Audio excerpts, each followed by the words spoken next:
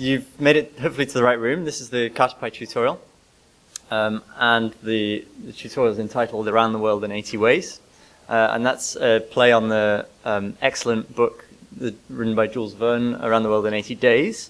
And your hosts today are myself, Phileas Elson, and my useful assistant, humble servant, Bill Passepartout-Little. We're both software engineers at the UK Met Office, the National Weather Service for the UK. We work in the analysis, visualization, and data team. And for our day job, we do kind of lots of Cartopy and data type stuff. So this is right up our street. Yep. So I've already highlighted the repository with the content. It's in github.com/scitles/cartopy-tutorial. And I've just spotted, honestly, we weren't pushing things like 4 hours ago or anything. So if you have been organized and actually cloned this repository before today, you're going to need to pull and get the latest updates. So that's basically just a git pull on that repository, and it should bring in changes on master.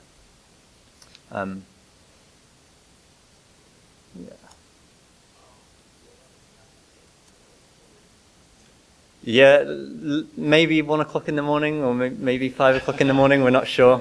Yeah. It's a bit of a blur. So, if you're having any issues, there is a Slack channel, SciPy 2018. It's hashtag Cartopy, I think.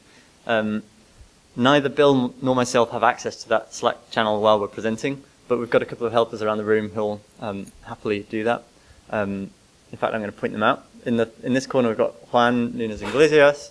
I've asked Philippe over here to look out, and I can already see there's a couple of other ringers in the room, like Joris in the background. If any of you want to just help out, kind of contribute if there's any questions on the Slack channel, that'd be really useful. Thank you.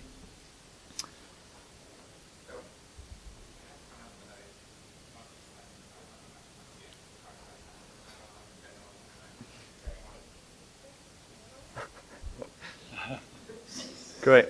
So there's a question from one of our Slack helpers asking how to use Slack. So,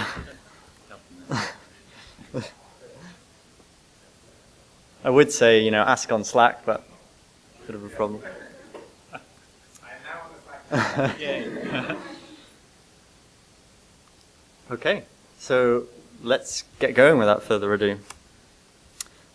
So this tutorial really is about giving you some background on Cartopy, predominantly.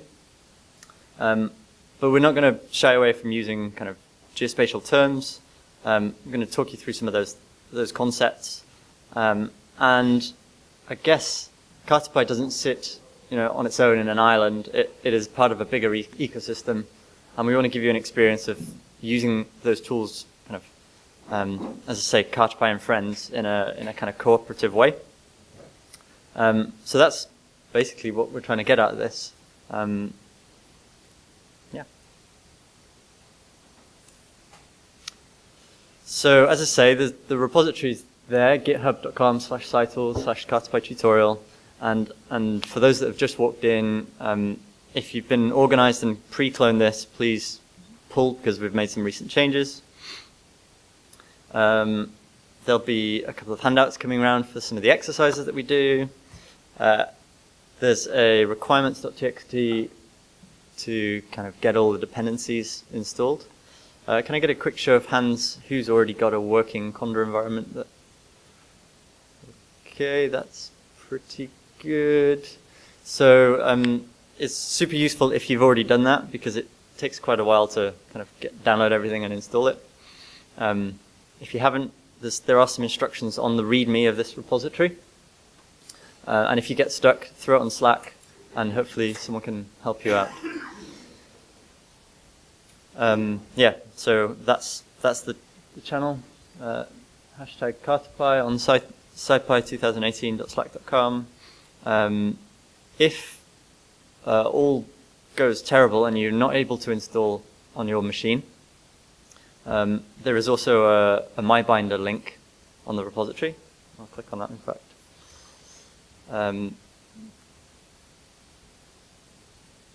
As I say, wasn't recent or anything. If you don't have an environment working and it's taking too long or it fails for any reason, there is a binder option that you can kind of just click on this and get an interactive version of the notebooks online too.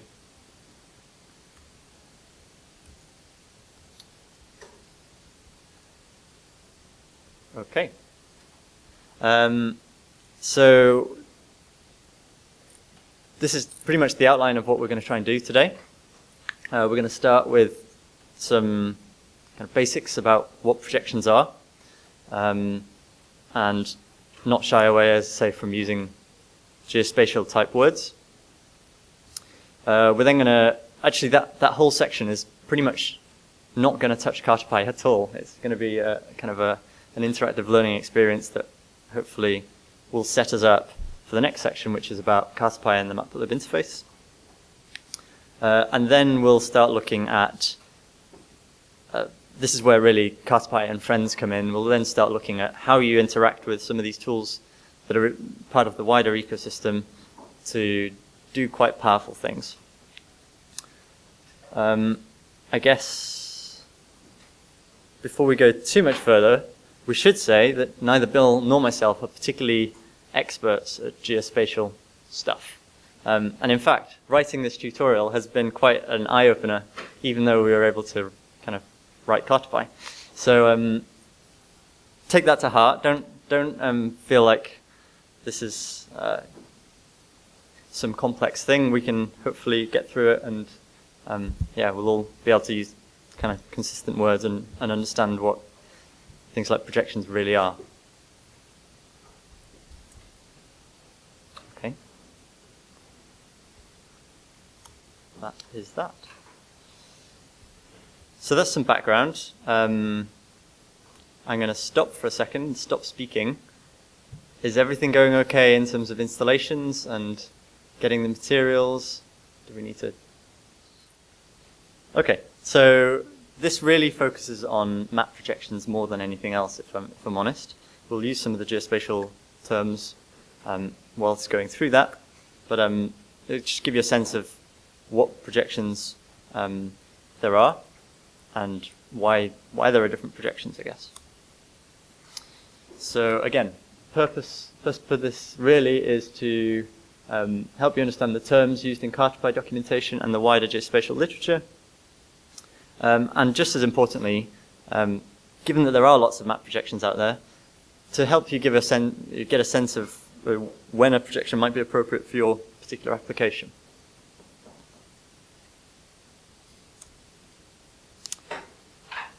Okay, so I guess we should start with this statement. The world is not flat, despite what some people seem to insist.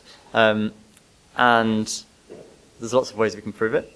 Well, I was quite surprised when I looked up flat Earth, and they gave me this picture here, which is an Azimuthal equidistant projection. And this is the ice wall of Antarctica is what holds us in on this flat Earth, apparently. Yeah. What can you say? We'll get into some of the details of what this projection actually looks like in a bit, but the reason we have to have map projections is because the Earth is not flat. Unfortunately, most of our media is flat. So paper, screens, they're all pretty two-dimensional. There are exceptions, like a 3D rendering engine, or you can buy these globes that have got projectors in them, that kind of stuff, but they're pretty niche. So we need projections. And a map projection is a systematic transformation of the latitudes and longitudes of locations from the surface of a sphere or an ellipsoid onto the locations on a plane. Great. The But there's a problem with map projections, all map projections. And that is that in order to go from the sphere onto a plane, you have to cut somewhere. There is no way of not cutting. And not only that, no matter what you do, you're going to distort some properties of the underlying representation. So the kinds of distortions we're talking about there, area, shape, direction, distance, scale, these are kind of fundamental things that we want to be able to represent in our visualizations. And yet, all projections mess some of these things up. Okay? So the reason you have to understand what a map projection, or when to use a particular map projection, is so that you can preserve the things that are important to you. I'll give you some examples of when you might want particular preservation properties in a minute. So Phileas Elson, the host of this tutorial, has coined a quote, which I think is going to be massive. And that quote is, all map projections are wrong, but some are useful. By wrong, this means they're going to break some of your metrics. So you have to understand that. So as I say, there are lots of map projections out there, and there are a couple of approaches to classifying them so that you can actually talk about these things. And they are essentially by how you form your map projection, or you classify based on what metrics they preserve. Let's start with surface classification. So there are three main types of surface classification that map from the sphere onto a plane.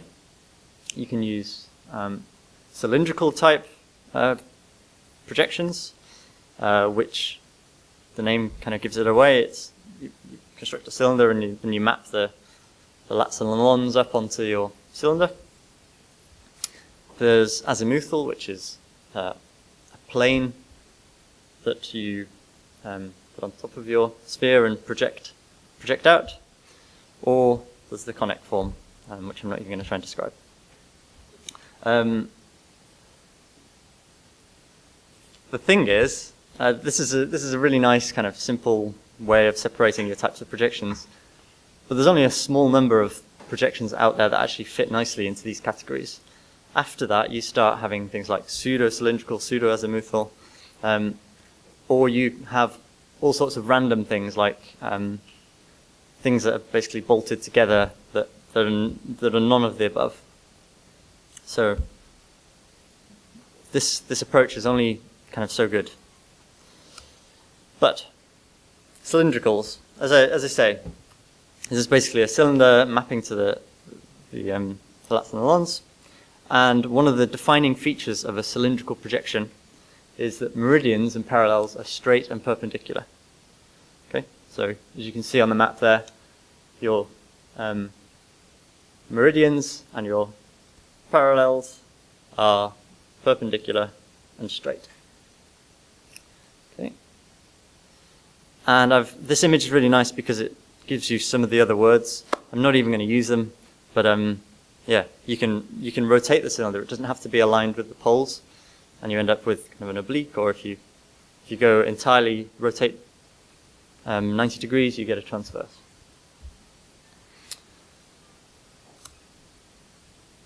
Azimuthal projections. Again, there's some words there. So you've got the polar azimuthal projections. You've got equatorial, which are planes touching the equator, and then oblique azimuthals are where they're touching somewhere that's not the pole or the equator. And some of the interesting properties of azimuthal projections is that the parallels are complete circles. Okay, and what's kind of interesting about azimuthal too is that there's normally one or two central points on an azimuthal projection, and from those central points, all great circles are straight lines. Okay. Just to be clear, what a great circle is the shortest, it's the path of shortest distance on the sphere. Okay. I have a handout in a minute with lots of these words written down, so if I'm using too many words too quickly, then hopefully that will help.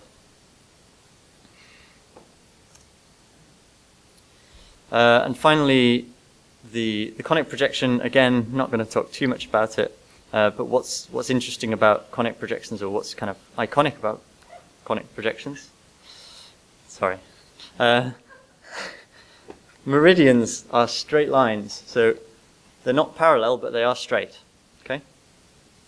And the parallels are circular arcs, and they're not fully circular. They're just the arcs. So that's kind of a very obvious feature of conic projections. And it kind of normally results in you having that curve at the very top of the projection, and at the very bottom, obviously. So at that, I'm going to hand over to my handsome assistant, Bill Passepartout-Little, who's going to talk about projections by preserving metric. And, yeah. Okay, so good to see you. So we're going to mix things up just to keep a bit of different cadence, so you don't like fall asleep in your seat. Conscious of that, but we know that you're probably getting a bit twitchy. You're not like writing code just now, but we're leading up to a kind of interesting exercise, a paper exercise. We're going to force you to get up and chat and meet people, but that's a good thing, right? All this this nomenclature, that's a difficult word for me to say with some jet lag, is that we try to build up a common language that we can use later on. So everything's common, we know what we're talking about. First time using the Mac, I just found out it scrolls the opposite way. It freaked me out. Okay, so if things are a bit clunky, I'm just going to press buttons, so you can just laugh at me. Okay, so we're going to talk about some of the things that Phil was saying that gets distorted when you've got your sphere and you project it onto a plane. You're going to lose some behaviour, whether it's distance, shape, scale, all these types of things. And there's names for if you want to, you know your data, and you have to think about rather than making a cool kind of map projection that looks nice and show people, but you want to actually represent your data in some way, and you want to focus on it in a certain way. So you want to preserve some of those behaviours. So with conformal, it's all about conserving shape. You might care about that, the outlines of boundaries of countries, or anything that you care about. And there's some examples there of Mercator, transverse Mercator, that actually preserve that shape anywhere on the projection because you care about it. But it might be at the compromise of other metrics or other, like distance or area, things like that. So there's a compromise to be had, but you need to be sort of wise to what projection you need and when to use it. Keep on using the cursor keys, spacebar. Right, so zooming in, zooming out. So when you zoomed in for large-scale maps, it's you're preserving shape. So you want to preserve the shape of that. The major drawback is that their lengths and areas can be distorted, and there's you put that in. There's a famous example where Google kind of shot themselves in the foot somewhat, where they used a projection that just didn't work. So they addressed that. So they choose a projection that wasn't suitable for all areas. So you have to be careful in what you want to choose, and it's got to be representative for everybody that wants to use that projection. Zoomed out, so this could be something like Mercator, and it's used for like nautical charts where you're keeping a run line, your distance and bearing. It preserves that. So you have to think about how you want to use that, how your shape works. Equidistance, so as it says, it's preserving the distance. So if you care about measuring distance between points on your projection, then you might pick equidistant, but it might be at the compromise, as I said, of something else. So the projection is preserving distance between standard points or lines. And there's examples that we'll come across. And there's an example later on where we're going to look at some projections, and you have to guess which is what's preserved, what's lost. Okay, so equal area. So talked about shape, talked about distance, and you might actually care about area for whatever reason. So there are projections that preserve this, but and there are a lot of them. But again, you have to pick the ones that you want and hopefully minimize the distortion of the other kind of metrics that are there. So it suits your needs. You have to pick and choose, really.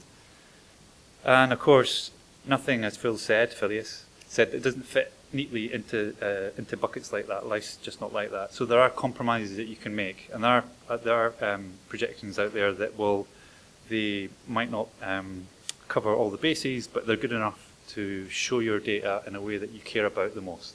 And you just have to find them and pick them.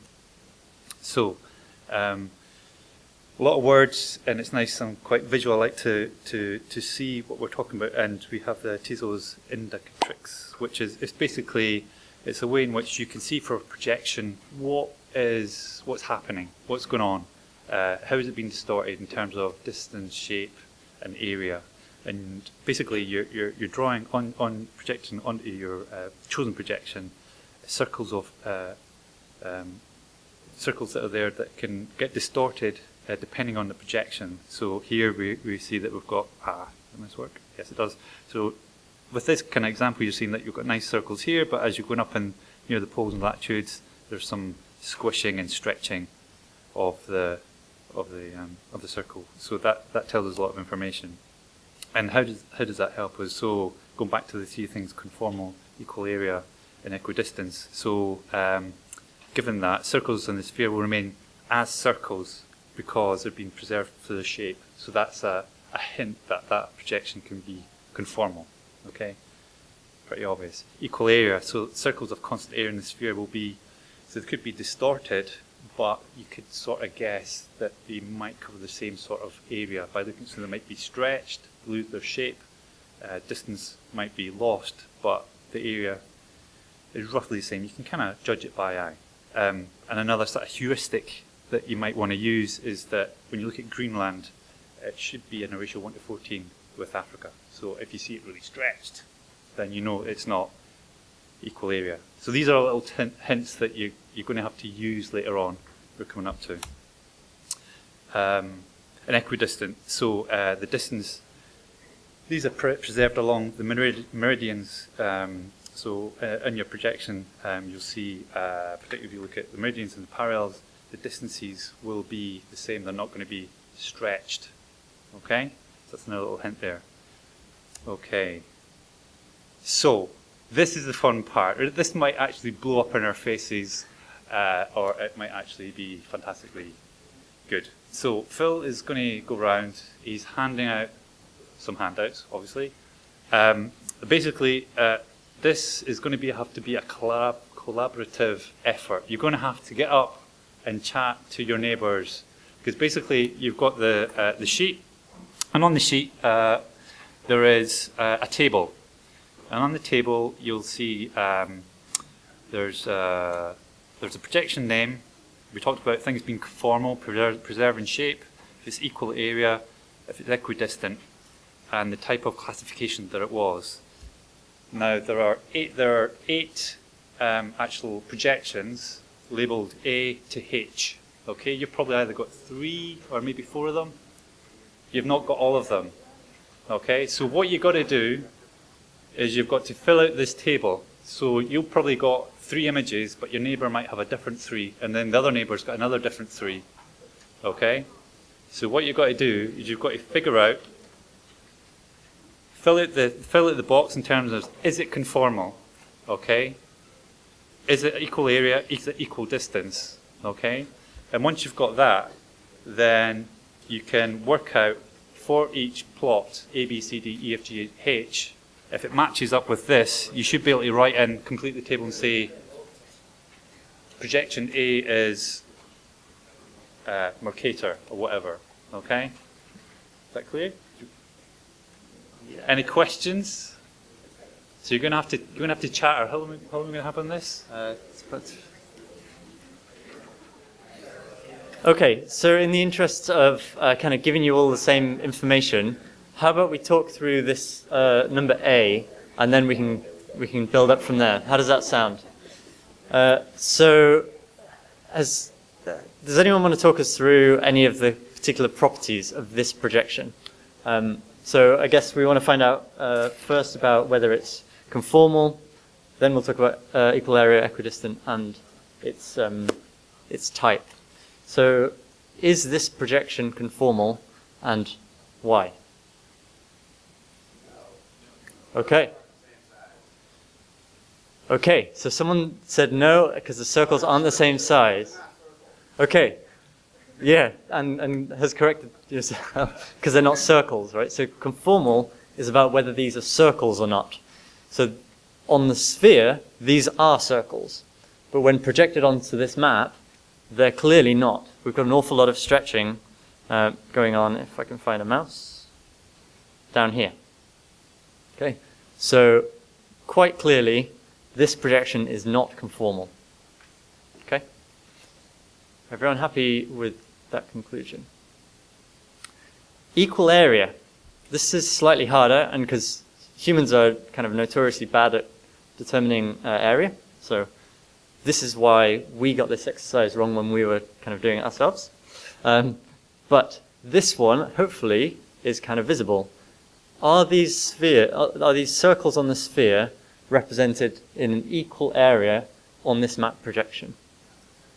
Okay, no. And again, the obvious ones are, we've got this circle here and this great big thing over here. Okay, so definitely this projection is not equal area. Okay, equidistant. Okay, and I'm going to put a condition on equidistant. Equidistant along the meridians. And I've already had a yes, so talk us through it.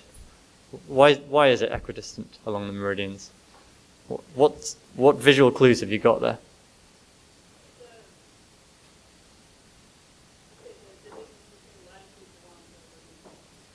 Okay, so the distance between the latitudes is the same along the meridian. So you're basically looking at the gap between these parallels, and it looks roughly the same all the way along this meridian. Okay, and another meridian, the distance is roughly the same all the way along. Okay, so that's a good indicator. Are there any other visual indicators that we could be looking at? Right angles, that's interesting, but I think that's a property of conformal more than of equidistant. So it's a similar trick. You can look at the height of the projected circles, okay, along the meridian. The height of this circle might not look it, but is the same as this height, which is the same as this height, which is the same as this height. If you had a ruler, you could verify that. So I agree, this projection is equidistant along the meridians. So let's try and classify the developable surface, the type of projection that this is. Any guesses? So I've heard cylindrical. That sounds sensible. What evidence do you have for that? So we looked at it basically on a sort of a plane. So you have a plane of projected a certain longitude, you'll end up with a projecting. That's the shape when you end up with when you project. Okay. The good word there is rectangle, definitely. And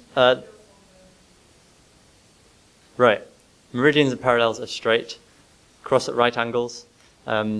This is, without a doubt, a cylindrical projection. Okay.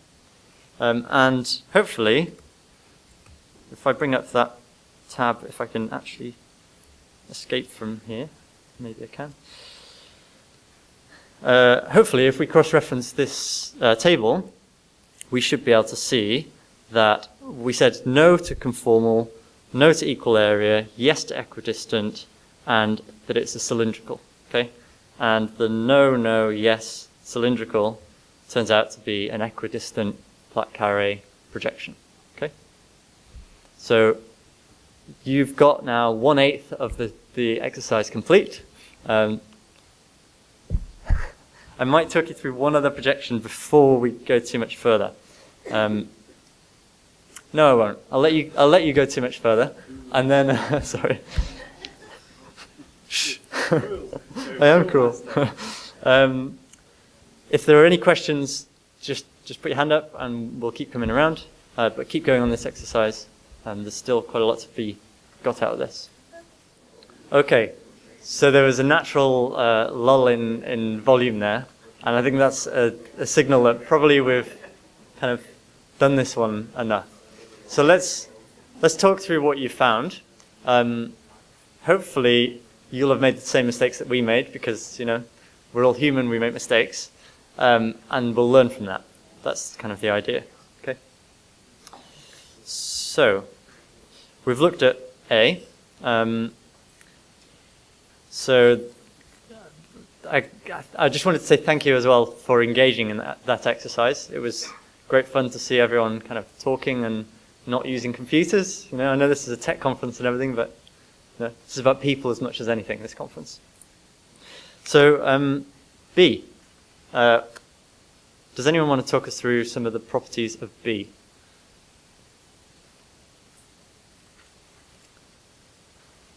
There's a sweet for anyone who does. Candy, sorry.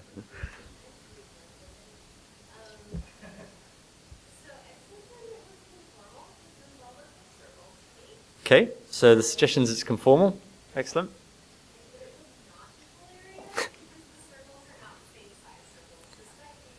I would say it's not equal area given, as you say, that circle and that circle don't really look that equal area. Good, great. There's a good hint. Excellent, well spotted. Greenland and Africa are definitely not the same size, but they look it on this map. Okay?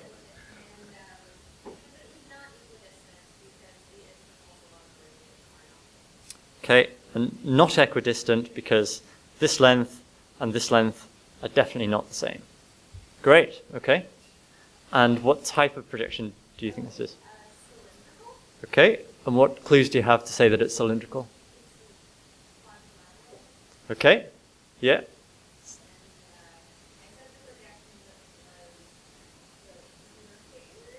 Yeah, so Mercator projection, and that's a very good guess, I would say, not guess. Well induced. So where are we? Conformal, not equal area, not equidistant, cylindrical. It's a Mercator. Great. And true to my word, Candy.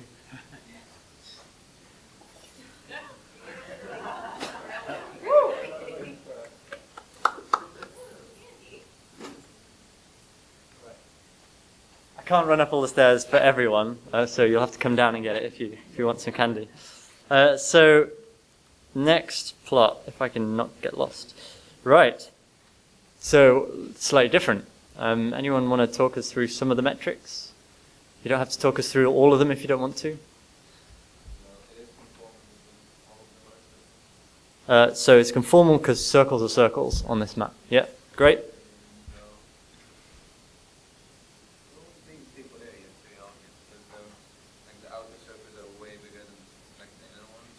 Yeah, so not equal area, that circle's definitely smaller than that one. And you can see also it's not equidistant because distances as you go outside it's getting bigger and bigger. Okay, not equidistant because these lengths are getting bigger and bigger. That way. I think it's going to be... Okay, what evidence do you have to say that it's conic? I think it's like, for me, I think it's just the shape. Like, all of the projection. Yeah. It's not full circle or rectangle. That's a good way of kind of getting there. The other clue is that the parallels are arcs. Not complete circles, but they're arcs. And you get that kind of very obvious arcy baseline here. Right? It's very arcy. So great. So you said equal area, but nothing else, and it's conic. So what projection did you determine that to be? Okay, so, sorry. Yes? I didn't catch what you said, I think. So we found it basically on the list of projections in the on equidistant corner. Okay. It's the same one, but I think it's not equidistant, it's just the name. Right. But it's 100% wrong. But you said it wasn't equidistant, Yeah. so it's definitely not equidistant conic. It's Wikipedia, guys. Okay. That's why. So, okay, let's talk through the list then. So you said it was conformal because the circles were circles. You said it wasn't equal area because we were getting bigger circles. You said it wasn't equidistant. So we're looking for a tick here and crosses elsewhere and a conic. Well, the first one here is the conformal, not equal area, not equal distant, and it's a conic. I think that's a good way. It's the Lambert conformal projection. Great, thank you. Please come and treat yourself to some of the finest candy that AT&T Conference Center can offer.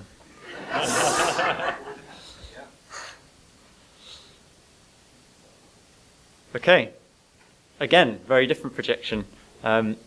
Anyone want to help us through this one? The circles aren't circles, okay, so it's not conformal. Okay?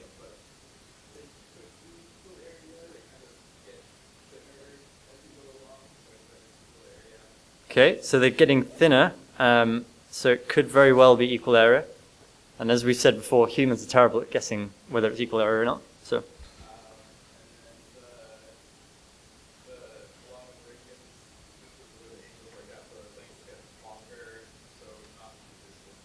Okay, yep. So this is definitely longer than that length there, so not equidistant.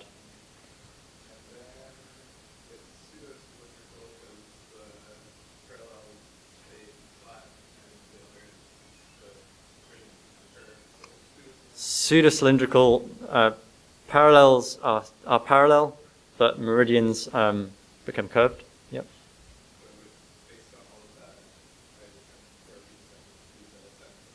Okay, good. So not conformal, equal area, not equidistant, pseudo-cylindrical, sinusoidal projection. Great. More candy. Okay. E.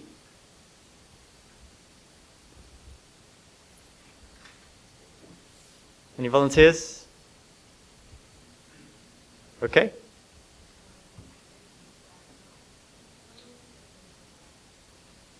Yeah, so definitely not conformal. That circle is not a circle. Yeah. Sorry. Okay, doesn't look to be equal area. I think, yeah, that's fair. Yeah.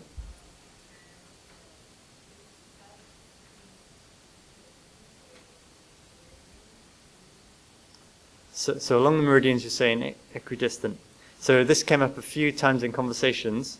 So we're following a single meridian, and along that single meridian, we're looking for the distances to be the same. Okay? So the size of that distance there is definitely not the same as that distance there, if you can see my cursor or not. But along this meridian, they're all about the same. So equidistant's a good shout, I'd say.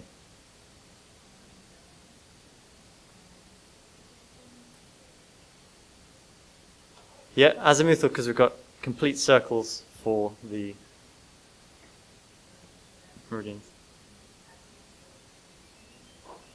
Yep. The naming, the more obscure we get, the easier the naming gets, right? So azimuthal equidistant is the name of the projection. It's also an azimuthal equidistant projection, which is great. Did anyone spot that red line? Okay, so this red line, we didn't really talk you through it, is a great circle from latitude 0, longitude 0 to New York. Okay, and in every other projection we've seen so far, there's been a slight curve to that red line. Okay, slightly curved here, it's definitely curved there, curved here. Okay, but that's this azimuthal projection that we've just seen is the first one where it's actually been pretty straight. Okay, and this azimuthal projection is centered at 0, 0, and all great circles out of 0, 0 on this map projection are actually straight lines, which is a really nice property in some situations. Okay, F.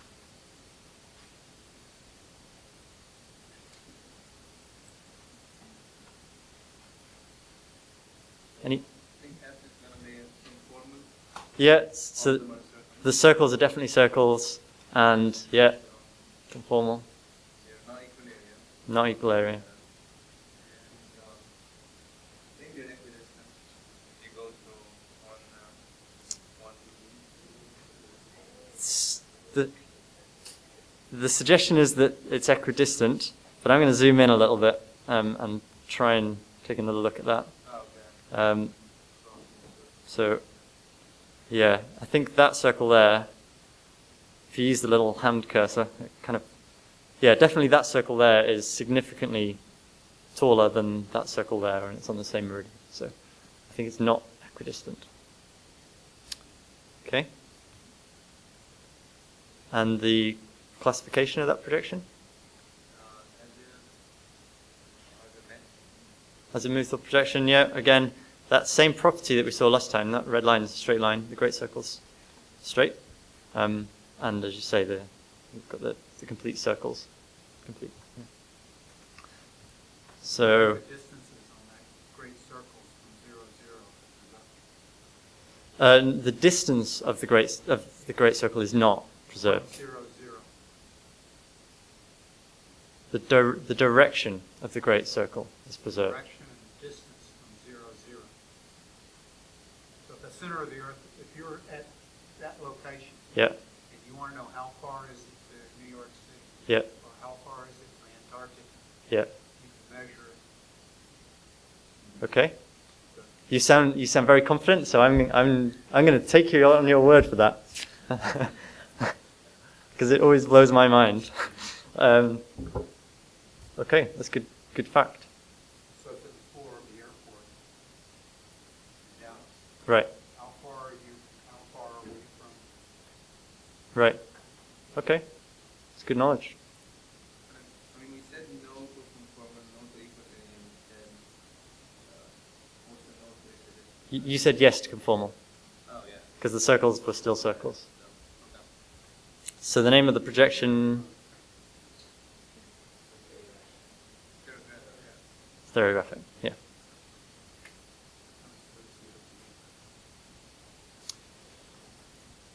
Okay, let's try and get through these last few. So G.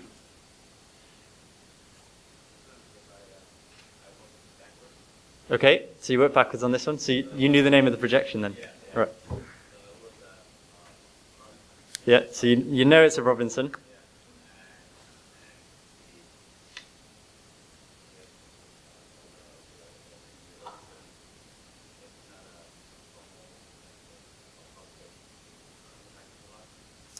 Yeah, so it's not conformal, and you can definitely see that that's not a circle.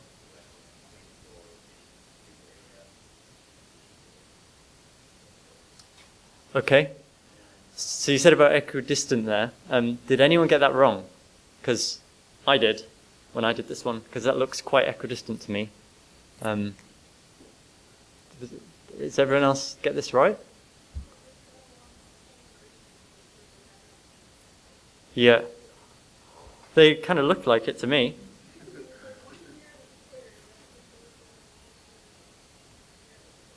So the one near the pole here is...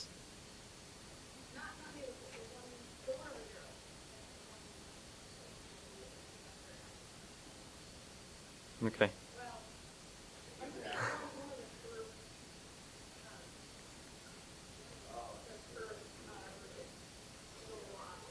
Okay.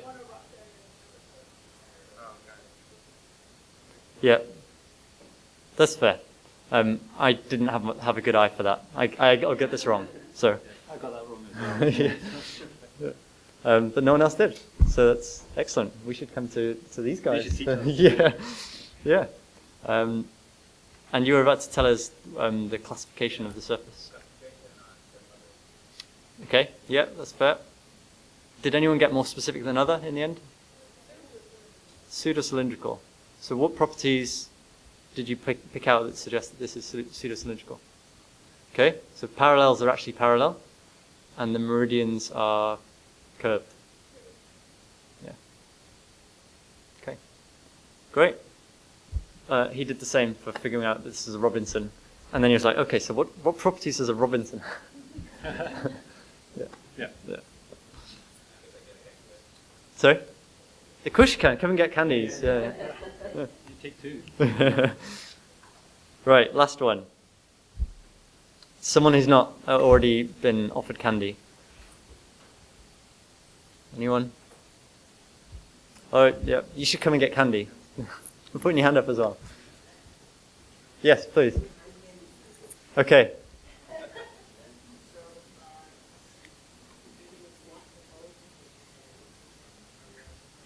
Yeah, clearly not conformal.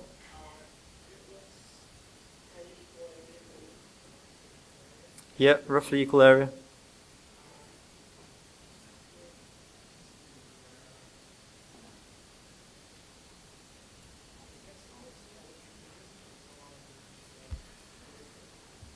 So you're stating the equidistant along the meridians. So let's just take a look at that. Would everyone agree with that?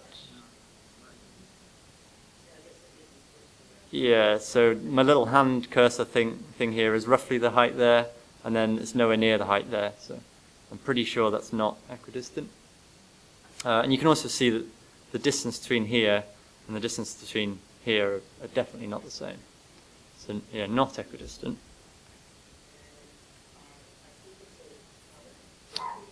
Okay. Conic, because we've got lines and arcs, yeah.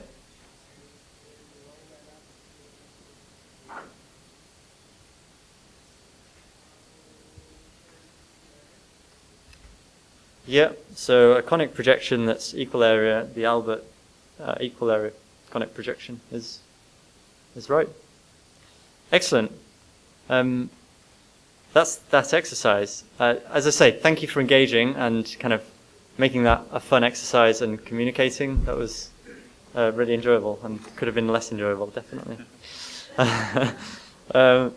So I'm going to, hand back to you, I think. Is that all right?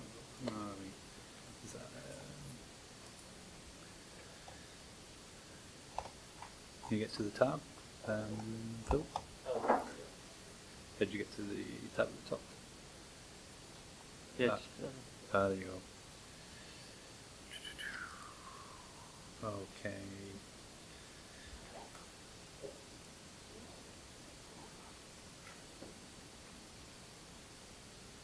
Okay, so that was fun. Phil says, like he said, thanks very much for engaging in there. So we've now kind of got a basis to sort of go forward, understand a little bit about the language of projections, and there's different features there, different metrics. So what we're going to do now is we'd like to sort of start dipping into Cartopy, because that's basically why we're here. So and the interface of Cartopy with Matplotlib specifically. So the good thing about Cartopy is that it integrates really well with Matplotlib. So if you use Matplotlib, hopefully you do, that it's not a bolt on top of it or a wrapper around it. So there should be no sort of surprises when you're using Cartopy and Matplotlib. So we're going to look at some of the documentation that we've got there for Cartopy, because we matured over the time. There's lots of gallery examples and tutorials and information that we've been talking about. It's worthwhile knowing that it's there. They've got a projection list. You can go and have a look at things like that. And also get familiar with how Cartopy and Matplotlib play together, really. Okay. Let's go there. Oh, it's the opposite way. Got me every time. I'll get used to it by the end. So the documentation, we host it at SciTools. Like I said, there's a ton of stuff there. It's worthwhile going. We're not going to, we'll dip into bits here and there. As I say, there's a little introduction, there's a definitions list, there's some installation guides, but we're on Conda if you've been using that. We talk a little bit about Matplotlib, how it's structured, the class hierarchy, some of the key words that we use for Matplotlib to integrate within Matplotlib using the transform and the projection keys, and we'll touch on that later on. And there's sort of rich features that are in there, shape readers, we'll touch on that later on, and how you can get involved. So you can take the time and have a look at that. We'll dip into some of the bits later on. But Cartopy itself, it's what we try to do is that there are a lot of projects we're really engaged with open source, and there are a lot of projects out there that do things really, really well. And Cartopy has joined the dots on some of those things that stands on the shoulders of giants somewhat, because we're building on top of Proj 4. So if you're using projections, reprojecting things like that, you're going to use Proj 4. NumPy, of course, and Shapely for which is on top of Geos to control your geometries. And of course, if what you get with Matplotlib, you get your publication quality maps, you kind of get that for free with Cartopy. It just works. So it's additive to it. So it might have some specializations in extra behavior, but it plugs in quite nicely, and we'll point that out as we go along. And it's object oriented. We'll point that out later on. But basically, what it comes down to, we understand projections a little bit more now. So what we care about in this world is then, well, we want to represent our data on our projections. So what we're thinking about here, 5 things, which is points, lines, vectors, which are like your special case of lines with direction and magnitude, polygons, and then raster images. And Cartopy can handle all of these. It's got some smarts under the hood that kind of makes your life easier, particularly when dealing with some interesting projections. We have a so we're talking about projections. So there's a class that represents projections, and we sort of specialize that. We've got subclasses of that represent each of the projections. Each of them have got a certain different behavior, and we've tried to kind of make it easier to interface, sort of humanize, or make it rather than using bubble Proj 4 parameters up. We've tried to make it easy to sort of use with the keyword arguments, so it's sort of obvious what we do. And sometimes you have to take a stance on defaults. So we try to make sensible defaults, but you can change them, obviously. But we're going to start with something simple like plat carry. So we looked at that before. I guess you guys you can either watch or you can sort of run along as I'm going through the notebook. But if you've got your everything set up, so if we're going to talk about projections, what we tend to do is everything lives in the CRS package. So, and we just call it CCRS. So we're going to import that. And there's a whole bunch of projections. We just jump into the documentation. These are the kind of things that we saw in that exercise.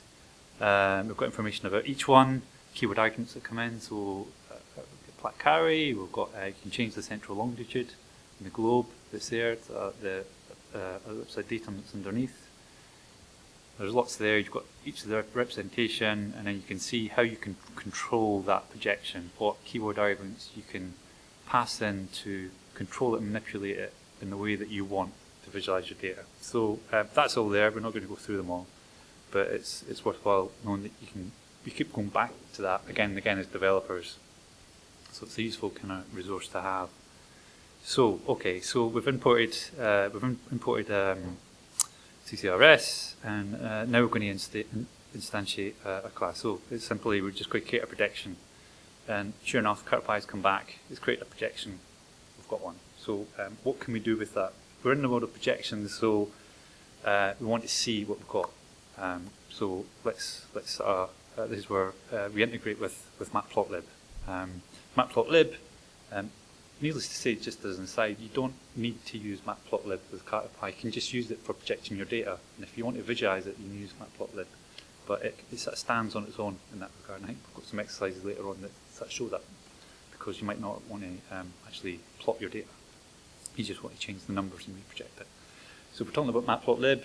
The currency there is axes, but an axis, it doesn't understand any geospatial information. So this is the kind of cool thing about Cartopy, is that it understands the language of Matplotlib, and it gives you back an axis-like thing, but it's got the smarts in it that understand how you want to plot on it for maps. And it's a geo-axis. So you can look in the documentation, but there's more information about that. And there's methods. Let's go there, why not? Quick. There we go. So we've got a class of geo-axis, and there's a whole bunch. I keep scrolling on. We've added extra methods in there, which some of them we'll dip into, you'll see throughout the tutorial, and there's other ones you can go off and kind of explore in your own time, adding raster images, all sorts. So these are kind of inherited for each axis, and you can use them because they're there. So we'll find out about those later a little bit later on. There we are. Right. So okay, we've talked enough. Let's see a projection. Okay, so we're going to use the Matplotlib notebook, import Matplotlib. So the key thing here, really, and this is what's kind of nice, the way that it interacts with Matplotlib, is that there's nothing new here. You can create a normal axis in Matplotlib as you would normally do like this, but we've used the projection keyword, which was already existing, and you pass in your Cartopy projection. So this is telling you this is what the projection that you want to see when you do the plot. So we're saying make an axis, and the target projection is Platte Carry. So on that, and there we are. That's the tutorial finished. Thanks very much for coming. I hope you've enjoyed yourself very much. There's not a lot there. It's just an axis. You can't actually see anything, but what we'll do. Oh, how do I get out of this, Phil? Can I go back? No, it's not scrolling. Oh, that is right. I was in Mac panic mode there. Okay, so we've done our plot. It happens. So there's nothing really there. It's just an axis, nothing different. But it is actually a geo-axis that we've got back. And you can do plots, and you can do subplots as well. So it just works. But if we want to see something, it would make life a little bit better. So there we go. So there's some stock things that I said, some of the methods that are on the axis that are kind of useful. So here again, we create an axis, a bog standard thing in Matplotlib. You're saying, what I want to see is a Platte Carry projection that you all know and love by now. And we're saying, well, actually, now I've got the axis, just draw some coastlines. And we sort of lean heavily on natural earth to provide some low resolution coastlines, and you can change the resolution. So here we are, we've got our plot, looks like a Platte Carry, got some coastlines, fantastic. So it's that easy. So you can change that projection to anything that you want that's in our projection list. Okay. And of course, it said there should be no surprises. That's what we've tried to aim for with this integration of Cartopy and Matplotlib. So it should just work for subplots. Same deal. I'm going to use Matplotlib vanilla subplot. We just created our pass in our projection again, subplot keyword argument, add in our coastlines again. We've got a subplot. Hurrah! So it's all good. No surprises. So that's what we've been kind of aiming for. So for you guys, hopefully that you've got an environment that's running. We've got a little exercise for you. So we've got time for this. How long have we got? Maybe a couple of minutes? No? We'll see. Give it a try. Okay, so what I want you to do is to go to the documentation. There's a link there. You'll see information about Platte Carry projection. Use that information to help you to create a global Platte Carry map with coastlines.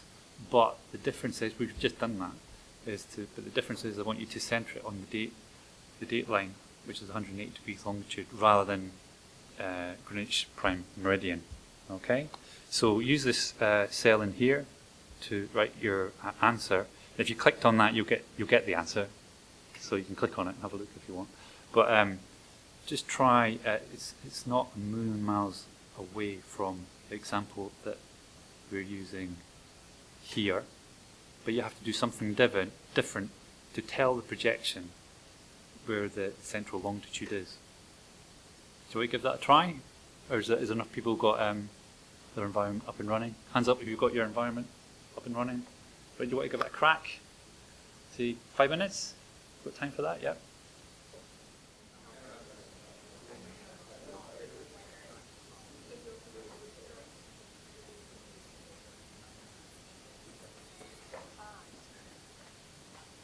Okay, let's not labour this one too much.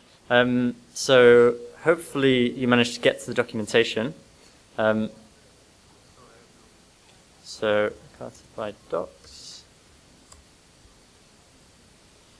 Let's go there. There is a projection list document, which Bill pointed out.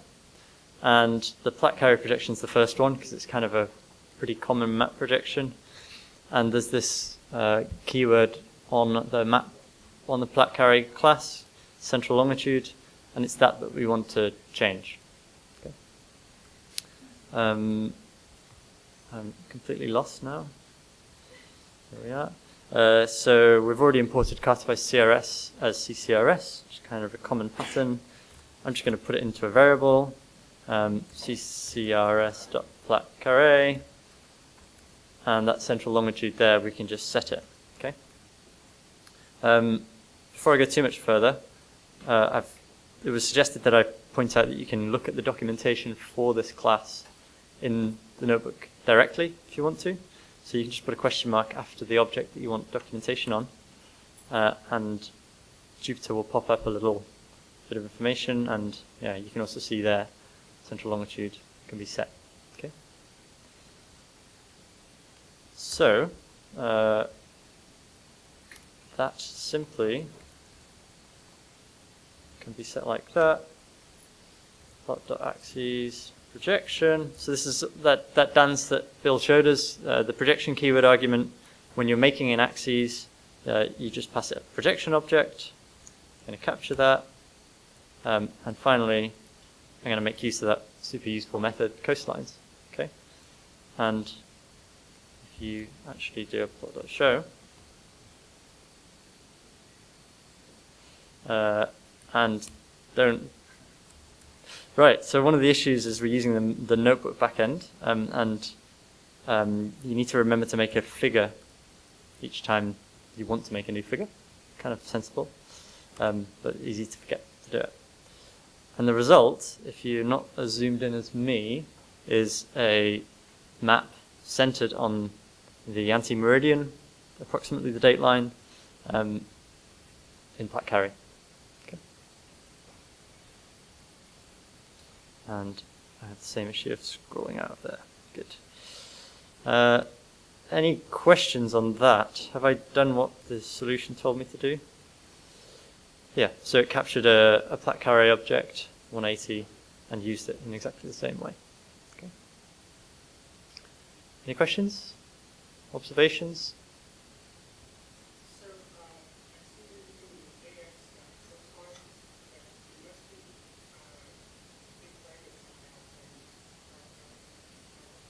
Right. No, but the key is that the axes that you're getting back here is a Cartopy geo-axis. It's not a matplotlib axis. So this function here, this plot.axes, is basically a matplotlib factory function. It constructs an axis for you, and it's the keyword arguments that you pass which determine what type of axes you get back, which is going on there, basically. So the result is a Cartopy geo-axis, and I'm going to actually just talk about the useful methods of that geo-axis in a bit, so we'll actually get a bit more experience of what you can do with one of these things beyond just calling the coastlines method. Any other questions? Okay, so let's do that. Let's find out more about that geo-axis object. I guess maybe before I do, I should just do a type on that axis, just to really prove to you that this isn't a matplotlib axis. This is a Cartopy matplotlib geo-axis. Okay, this is the thing that Cartopy defines, and that's documented in the Cartopy documentation. Maybe make that a little bit bigger. It's a geo-axis, and it's a subclass of an axis, so you get all of that behavior, plus a bunch of other behavior on top of that. Okay. I'm going to start tidying up a little bit, because too much stuff.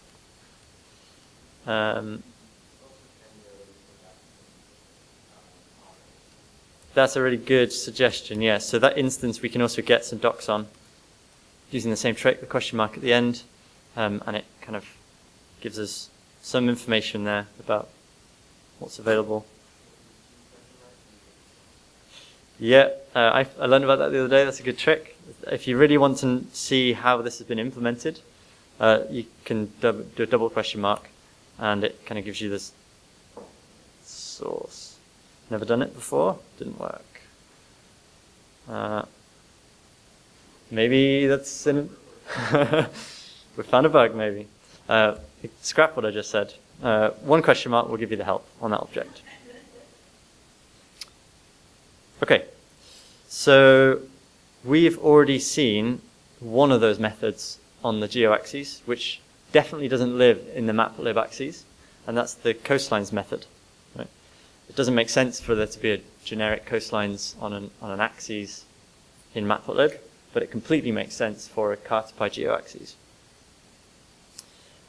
In addition to that, there's a couple of other really useful geographic type methods.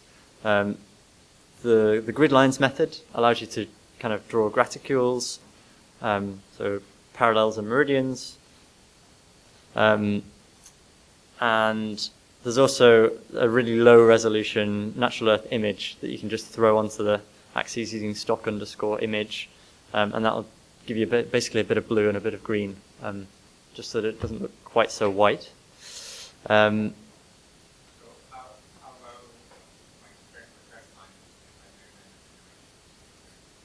Yeah, so the question is how low is that? And it's really low. So at a global scale, it'll look fine. Not great, but fine. But at any kind of zoom, you're going to want a different image. Okay. And the main reason for that is that we ship some very basic coastlines, and we ship this very basic image with the package, and we don't want the package to get too big. So there are a bunch of other interfaces, which I'm not actually going to show you, to get higher resolution coastlines and higher resolution images as well. I guess on that front, you would normally add an image to a matplotlib axes using the imshow method or the imshow pyplot function, right? The same's true with Cartopy. You can just use that imshow method. But with Cartopy, we've added some extra behavior, which we will look at shortly. But there are a couple of other new methods that don't exist. So there's add geometries. And for those familiar with Shapely, basically you can directly add a Shapely geometry onto the axes, and it will project it for you. And then finally, a little note about these two. So set global basically will zoom out the map as much as the projection allows. So global is kind of a questionable word, but that's what it's trying to do. It's just zooming out as much as possible. And set extent allows you to kind of set a bounding box for how zoomed in you want, or the extents of your map that you want. So again, all of these except imshow are new to the geo-axes, and even imshow we've kind of overridden in the geo-axes. Question? With the add geometries, does that also add geopandas functionality, navigable data frame, or just the geometry? So there's a question about geopandas, and it would be remiss of me to answer that when we have Joris sitting in the room, who's the resident geopandas expert. So Joris. Okay, fine. That, There is an example in the gallery of the different representations of the physical. But as far as I know, the activity there we basically install cases. But you can always get them out of okay, thank you. Great. So let's take a look at some of those things. So there's a little example here. We make another plat carré projection because it's so easy to see things in plat carré. And that axes object that we make, we use the set extent method, and we pass a bounding box through. Okay, and I always get them mixed up. It really upsets me that I always get them mixed up. This is xmin, xmax, ymin, ymax, I hope, now that I've said this publicly. But yeah. On top of that, we're also using this new grid lines method, which you can basically pass matplotlib type keyword arguments through. And so these are fairly standard kind of interfaces for matplotlib. You can change the alpha, you can set the line style, that kind of stuff. And there's also a magic draw labels keyword on here, which will kind of basically give you the words. And we're also going to see that lowish resolution background image. Okay, let's run that, and then I can show you a picture. And let's do something about that figure size. I'm going to zoom out just a little. That'd be fine. Right, so I was right, after all. So it's from minus 170 longitude to minus 50 longitude. Yep, minus 10 to plus 80 latitude, good. And you see the labels have been drawn. We've got a grid line going over the top, and we've got a fairly, well, you can see how poor the resolution is there, Juan. You know, it's not a particularly high resolution, but it gives you a nice splash of blue and green, I think is probably all you can expect from stock image. Okay. Right. So there are a bunch of kind of tools on top of what Cartopy, tools that Cartopy provide, I guess, and better ways of getting more data. But let's kind of start fairly manually. So Natural Earth is basically a collection of really amazing data sets that they have. And I have pre-downloaded an image in the resources folder, which is a slightly higher resolution image, as it happens. And there's nothing stopping us using standard matplotlib stuff to load in an image, or you could use stuff like scikit-image, pillow, anything basically that's going to give you a NumPy array to represent this image.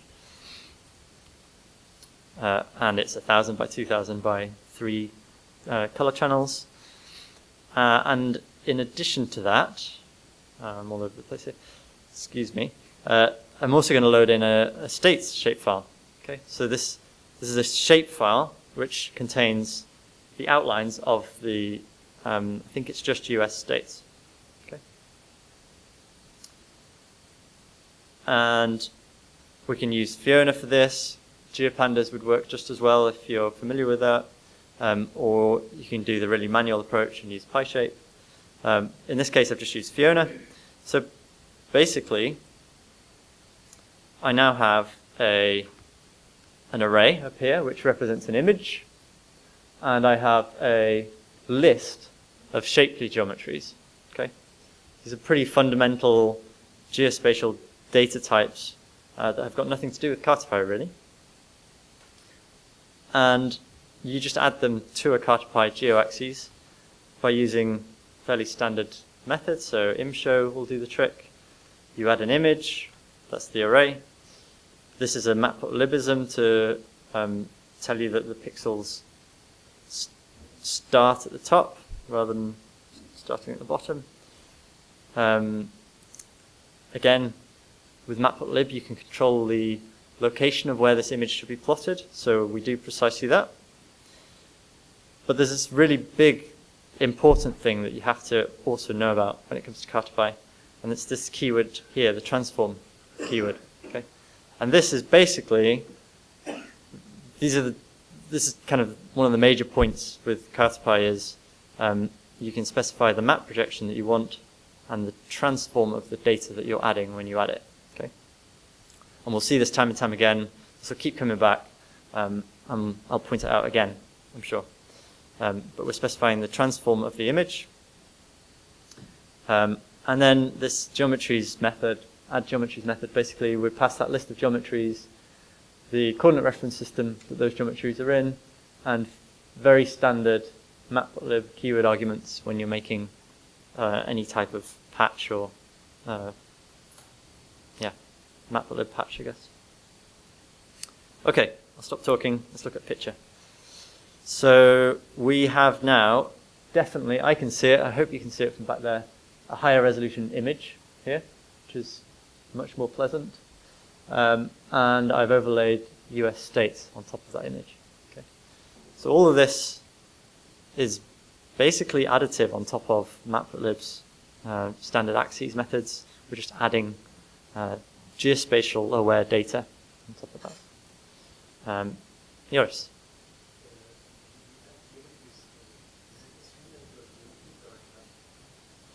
So the question is, these geometries, is it assuming they're in lat-salons? And the answer to the question is definitely not. So you're telling it that the geometries are in lat-salons by providing that coordinate system. Okay, and they could be in anything else that you can represent in a Cartopy coordinate reference system. Okay.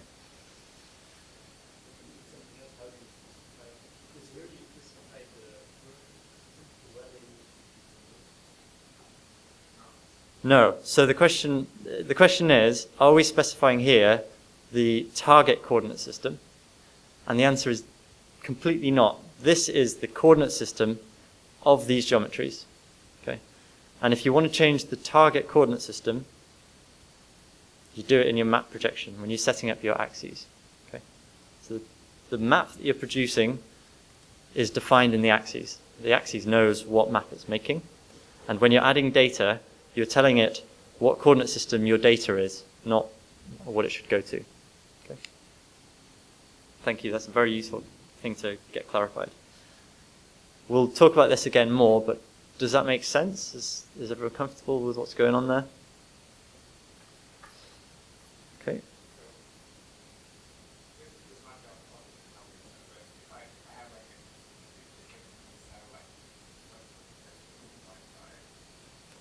So the question basically is, if I have a satellite image, what map projection is that in? And there may be satellite experts in the room, and I'm sure they will all wish you good luck, if I'm honest, because it's really hard to find out what projections things are in. Often, you will be able to get satellite products that are projected for you, and that's always a healthy place to go from. There is a good example in the gallery, and that segues nicely. Let's do that. So the Cartopy documentation has a gallery. It could always have more pictures, definitely, but there is an example of that. And I'm going to I think I'm going to be brave and show you the code here, because as I recall, we've got an image, but the image projection is actually a geostationary object. It's not plat carré. These aren't lats and lons. These are crazy extents. They're not lats and lons in extents either. And we end up just simply using imshow, and you're setting that the transform is geostationary. It's not plat carré. Okay. And yet the map that we're looking at is a plat carré. Okay.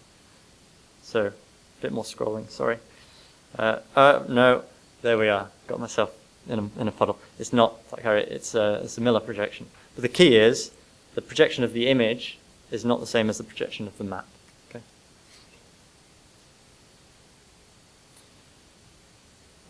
Great. So then, there.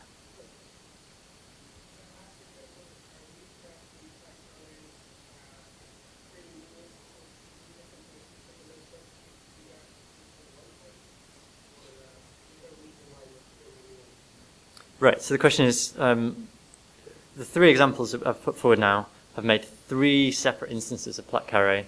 Does it make sense to consolidate that in some way? Is that representative of your question? Actually, there is a bit of a cost to creating a plat carré object. It's not particularly high, but if you were in a for loop and you're making thousands of these things, then yeah, you would definitely be considering bringing that out, putting it into a variable and reusing it. The only reason I've not done that here is it just makes things much more readable to see exactly what's going on.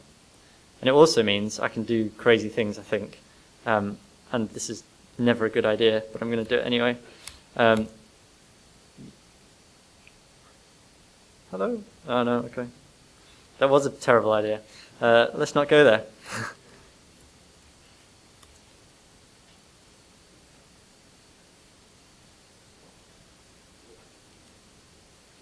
Oh yeah. Oh, Mercator. Right. Okay. Right. This is interesting, right? So that image that I added, if you remember, was plat carré. The data I added was plat carré, but the map we're looking at is definitely not plat carré. Right? So something's happened here, and the reason that took a little while is that the image had to be reprojected. So Cartopy is not the fastest. It's quite general in its kind of ability to reproject images, but it does it eventually, and so that's what's actually happened here. But it's also reprojected a bunch of other things like the states outlines, okay? Because they were in plat carré, but now they're clearly not. So. Good. Don't go off-piste is the right. Right. So some interesting notes from here. So we're doing more work than we need to. So Cartopy already knows how to draw states, and it's actually quite simple. You just add the states feature, and it'll just do the right thing. One of the really nice things, as Bill was pointing out earlier, is that we're building on top of Matplotlib. We're not kind of re-implementing our own interface. So if you want to change the color of the face that Matplotlib is drawing, you use the Matplotlib keyword argument face color. And if you know Matplotlib, then you know what keywords you need for Cartopy. Okay. Which is nice and consistent and all that kind of stuff. And yeah, this key thing, which I'm going to keep laboring throughout this section, I think, is the transform keyword argument that we used is what specifies the coordinate system of the data that you're adding. So when we added geometries, we're specifying the coordinate system of the geometries, not of the map that we're making. Okay. It's when we use that projection keyword argument to make the axes, that's when we're saying what projection this map should be in. And they're two independent things. Right. Again, keep laboring this. So why it's important to specify the coordinate system of the data as well as the projection of the map. So these things are independent, and I guess one of the really most important things that I'd like you to take out of this really is that Cartopy is designed to reproject your data for you. On the whole, Cartopy will do the right thing when it comes to poles, antimeridians, interpolation, and map boundaries. Okay, which, if you've ever tried to kind of project a line that crosses the dateline or something like that, you realize that it's very easy to get it wrong and mess up. Cartopy tries to do a better job. Okay, so it's a nice feature.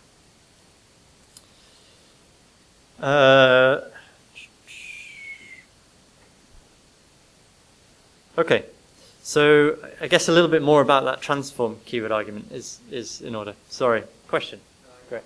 So you just said that you showed an example of changing the underlying projection and keeping the transform the same. If you just change the image, though, like what is it? How do you know what? I mean, someone said before, how do you know what projection your image is? Like if you change the image, like what is it that and what projection? Okay, so the question really is, why would any image not be just plat carré? Why is there any other projection out there? I guess, or how is it encoded in some way? So plat carré is the simplest of simple projections because 1 degree of longitude is the same as 1 degree of latitude. Okay, and in an image, that's a really kind of convenient property, and you'll find an awful lot of images are handed out like that. Fundamentally, I guess fundamentally they're laid out differently in an image for different projections, and it's just different properties. I'm not sure that's a great answer, but hopefully that.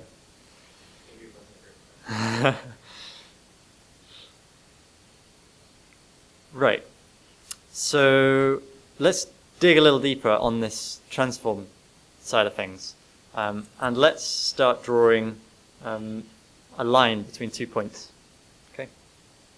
Now, on the sphere, there are several ways of drawing a line between 2 points, and in a projected space, there are several ways of drawing a line between 2 points. Let's pick two of the most common. So between 2 points on the sphere, you probably, or often, I guess, will pick the shortest distance on the sphere, which, as you saw with that red line in the projection exercise we did earlier, doesn't always result in a straight line in a map projection. Okay. On the other hand, sometimes you might actually want a straight line in the map projection, perhaps because the map projection has a particular property, and you want to preserve that in your line. Okay.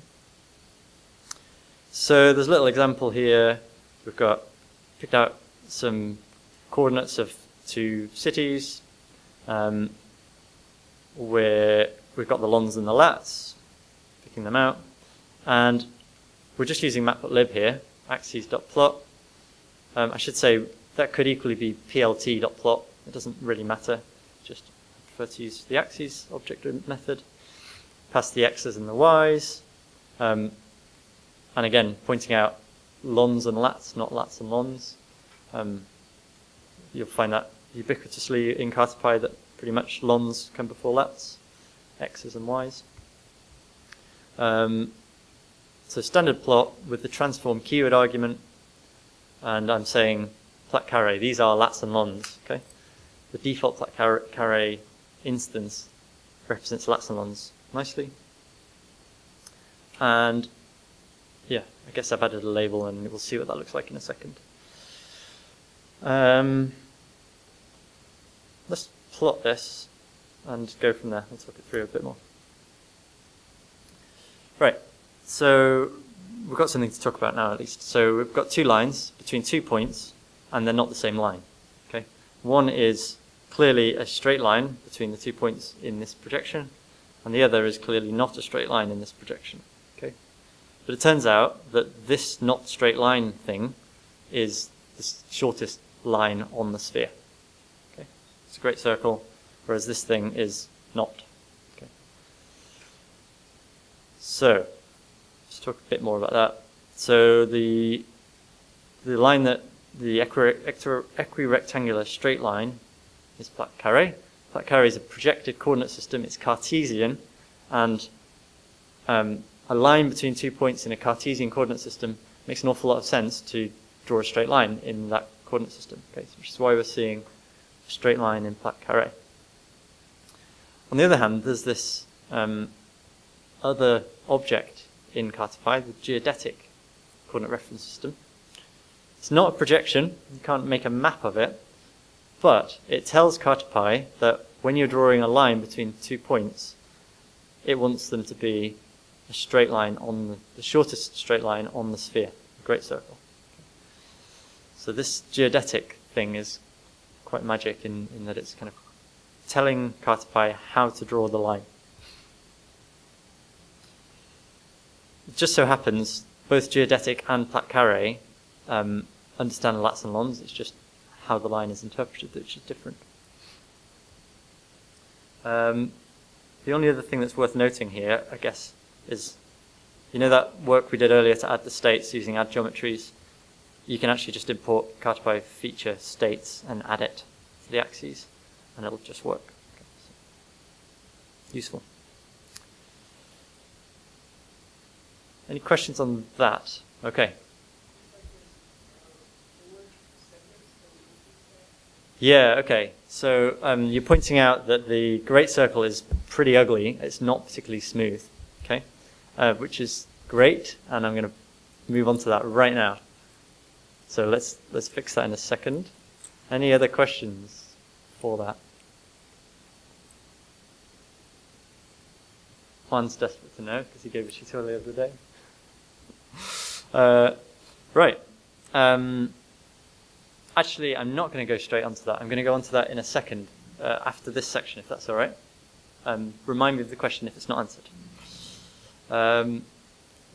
Let's do something slightly different with this map. Okay. let's pick a projection where the great circle is a straight line. Okay, and that naturally will mean that this straight line here, we'll replot it, won't be a straight line in the projected space. Okay, bit mind warpy, but can anyone put forward a suggestion for a projection that would preserve the direction of a great circle, keep a great circle straight from a particular point?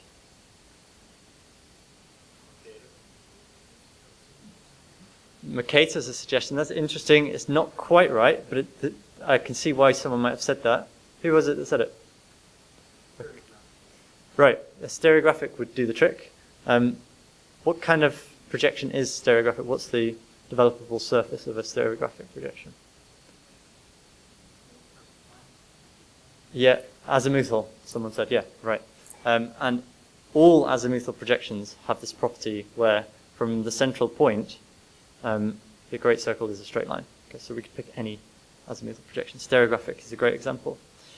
We do precisely that, in fact. So let's construct one of these stereographics. And I'm actually going to pull up the documentation because it's worth going there. So that projection list is the second one down in the getting started. And eventually, if you can see down the list, there is a stereographic. And there's a bunch of keyword arguments you can change, including the central latitude and the central longitude. Okay. And all I'm going to do is set up a map projection which has the central longitude at one of the points that I care about. I think I've picked New York. Okay. And that means that any great circle out of that point is going to be a straight line. So we should see some interesting properties coming out of this. So set up a stereographic centered on New York. Set the extent in lats and longs, add some grid lines, add the stock image, add the states, and draw the great circle and the straight line in Plat Carré space. Okay, let's take a look. Okay, taking some time because it's reprojecting that image into stereographic, but it came out again, and this time that great circle, as we hoped, is a straight line, okay? But that equirectangular straight line that we drew before, which used to be a straight line, isn't a straight line in this coordinate system, okay? If we cross-reference it, though, we'll find that it actually goes through the same points as it did before. I'm not going to jump around too much, but if you're following this on your own machines, then you could see that kind of like definitely goes through here, and it definitely goes through here. Okay, so this is just the same data being presented in a different projection. Okay, and I guess this is the key point about Cartopy is you tell it what projection you want, and you tell it when you're adding data what coordinate system that data's in, and the rest Cartopy will deal with.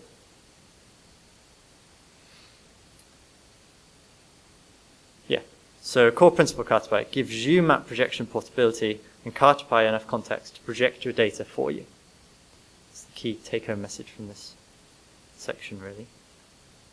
But in answer to your question, the big downside of automatic reprojection is, in reality, you don't have an awful lot of control.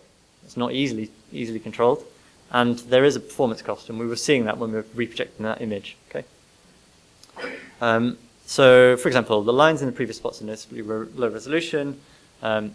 So this is demonstrating that Cartopy, whilst it looks like it's producing curves, it's actually making straight line segments. It's just having to kind of approximate and interpolate to an appropriate resolution.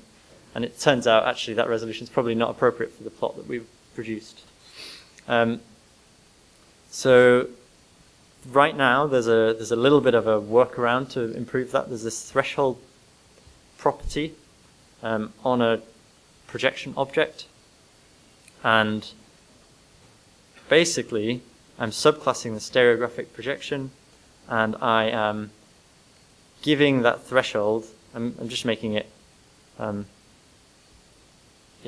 getting the threshold lower. And I guess this is interesting because it shows us that we can also create map projection, Cartopy projection objects ourselves. You don't actually need this to kind of be built into Cartopy. This is something that you can actually extend yourself if you need to.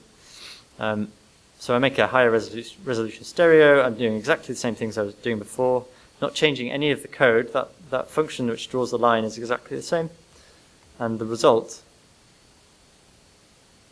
is working.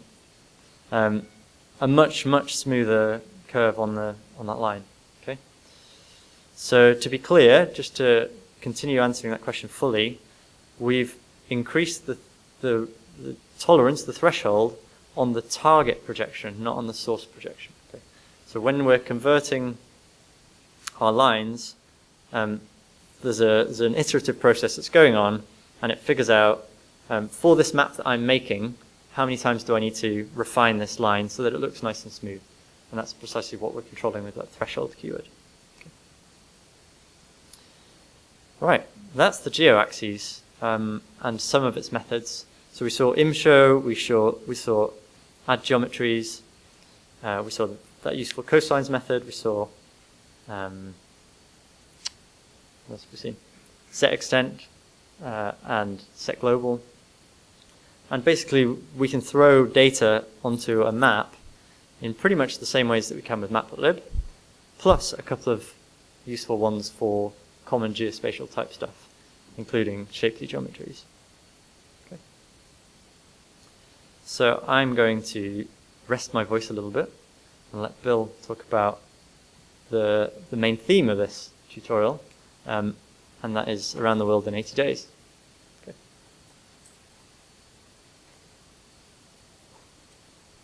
Okay, so around the world in 80 days or 80 ways. That was our spin out. So Phil's kind of set us up quite nicely. So we have been building up in layers about understanding projections, what they are. There's different types, and how in Cartopy that neatly blends into matplotlib. There should be no surprises there. The way we control the source projection and the target projection is to use the transform and the projection keyword. So we're going to pull this back to our whole kind of abstract, which was around the world in 80 days.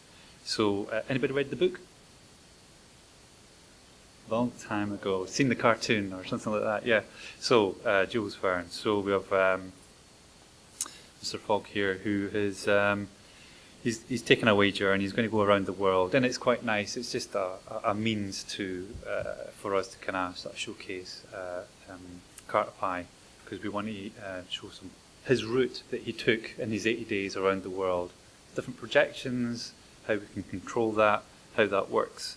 So we're going to sort of tug on that theme a little bit and explore different parts of it. So for you guys who have got an environment, we're going to do a little exercise here. So Phileas Fogg, this handsome chap here, on the run with his carpet bag and £20,000 to go around the world, plans to travel around the world in 80 days.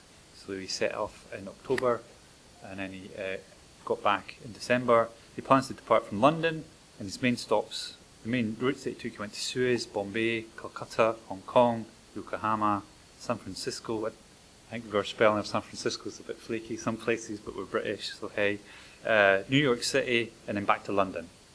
Okay, so knowing what we know, we want to be able to draw a map to show this route.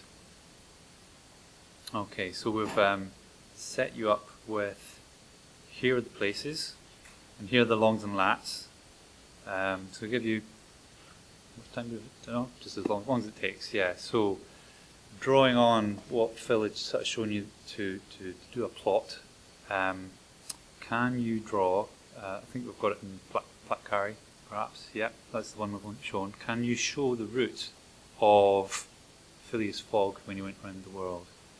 So this is going to help you so you know the places and you know the longs and lats. So we'll give you a bit of time to think about it. Essentially, you're going to use creating the right projection for Black Carry, and then you're going to plot these points and draw the line. Okay.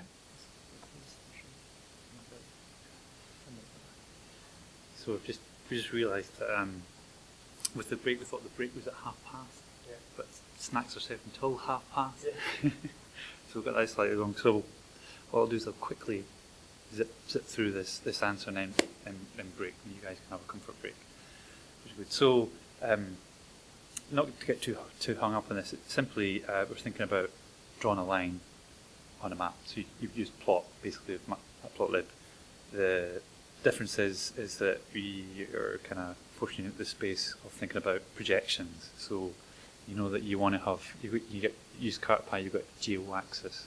So we know we want to set it to plat carries. So you should be thinking these two things, the projection and the transform. So we want to create an axis that's plat carry. And then we get a bunch of flats and longs are like x's and y's. You just go use Matplotlib to plot it, and you can tell it that it's in plat carry. So let's have a look at the solution. We'll step through it. Go backwards. Okay, so here we go. And there's a little bit of mangling of the data to get it in the form that you want. So we create our figure that we want to do, and then here's the bit of magic, which is we create our normal Matplotlib axis, given it the projection keyword to say, I want this to be in plat carry. So here, this is where Cartopy comes in. You create your instance of your plat carry, and you'll get back your geo axis. Here we are, your axis. So we want to see some coastlines. So you can use the method coastlines on it.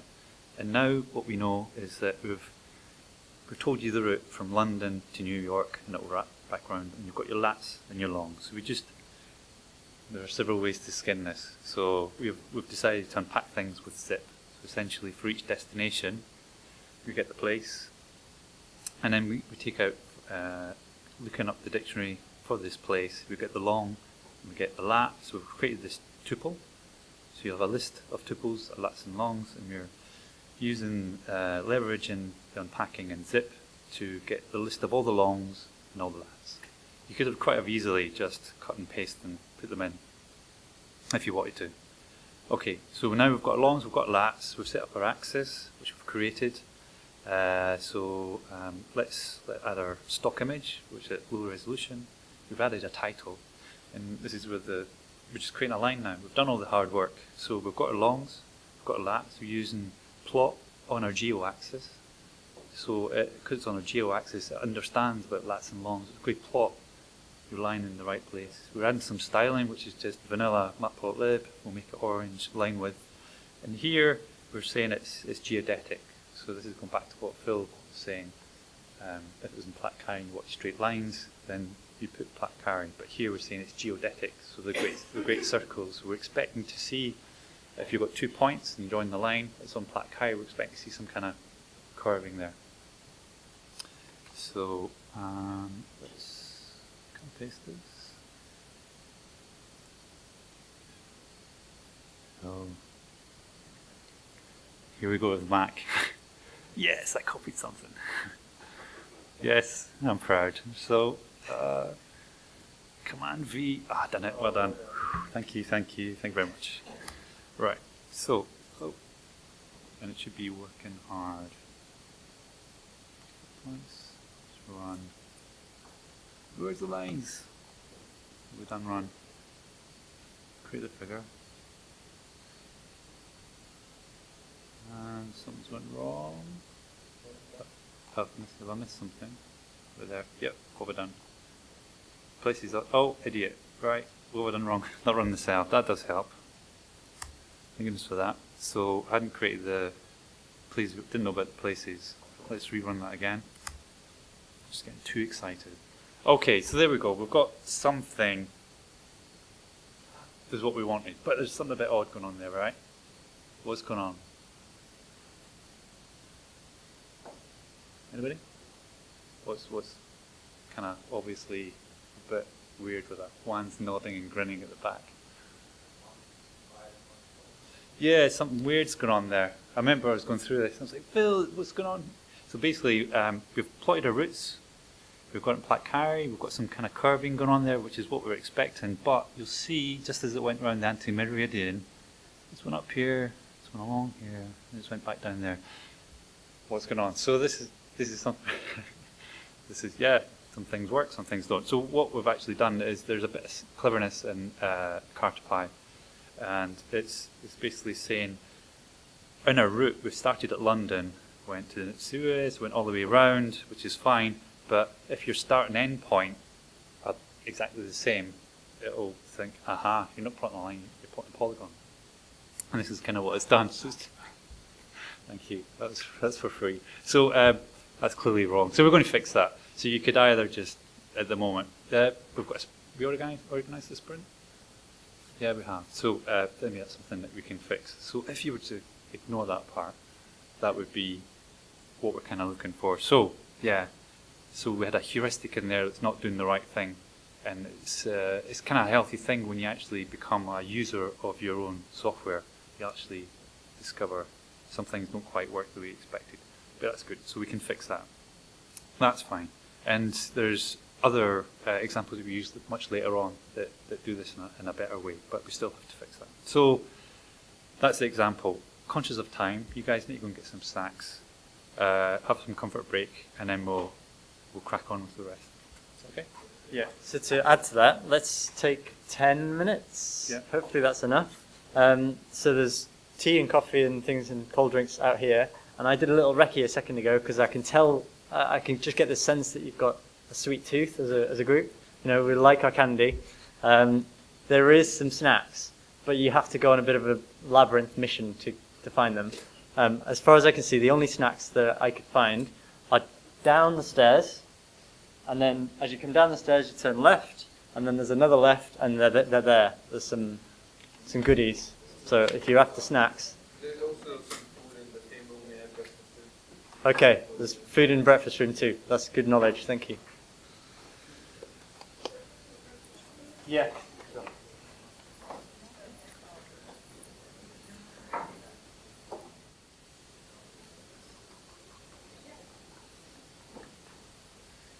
Okay, so I think I'm going to start back. I know there's a few people missing, but we'll crack on. So we've actually we've got quite a lot of material to do. That's okay. We're just about to start.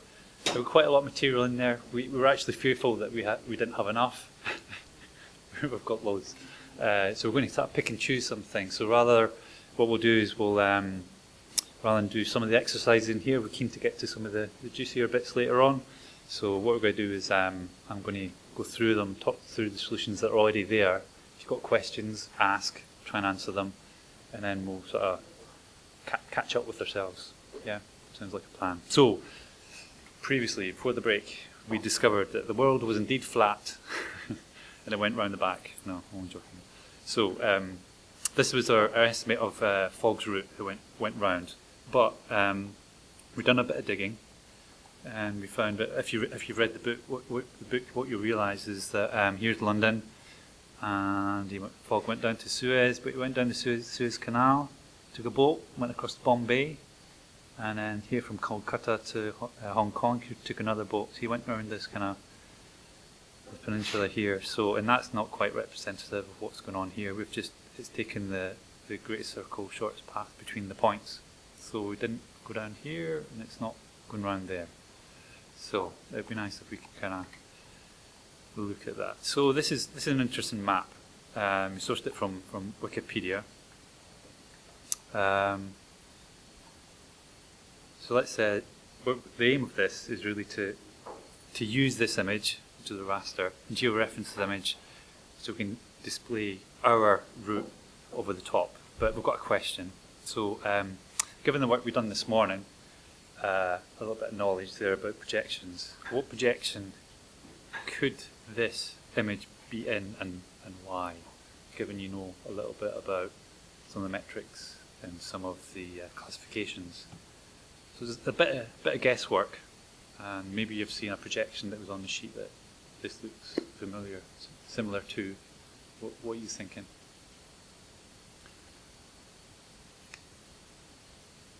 Well, it seems to be kind of bowed out on the side. Yes. So there was one of the projections that you showed us. Yeah. Okay. Exactly. Who else? Yep. Robinson. Right. Okay. That sounds close. Yeah, because there's a bit that kind of curvature. Yeah. Yeah, yeah. So, okay, so there's a bit of guesswork there. You can almost, you've honed into that quite quickly. And we've done a bit of digging, filled in a bit of digging, and it turns out that it is actually a Robinson projection. But you'll notice that it's slightly weird. It's got this bowing, but things are a little bit compressed at the top, and it's a bit odd because there's a bit of a continent missing here, Antarctica. Who goes there anyway? But so it's not quite right. There's something a bit strange going on. But there was a bit of compression there, and it was centered on the meridian of 11 degrees and 15 minutes. So we were going to give you an exercise, but we'll walk through it just and ask questions. So the exercise, given that image kind of looks like a Robinson, is to go to the documentation, which you know and love now. There's the list of projections. We're focusing on Robinson, so the task was to draw a Robinson with the map of the coastlines, which we know how to do, because that would be a method just on our geo-axis. But centre it on this meridian, 11.25 degrees, and plot that. So, knowing what we know, there's not a lot involved. So we create a figure, as before, and we know we were interested in Robinsons. So the projection, the target, what we want to see for the plot axis is the Robinson, and how we control where the meridian goes. There's a keyword argument when you look at the documentation that allows you to set that. So it's quite intuitive. So we know that now. We're adding our stock image, our decimated low resolution. You've got your splash of colour in there. We're adding some grid lines. We've seen this before. Remember, this is a geo-axis, so it's got this extra geospatial loveliness that you can just add in your grid lines, and then you set your title. I've added a little title there, and that just works. So let's see what that looks like. Command, yeah.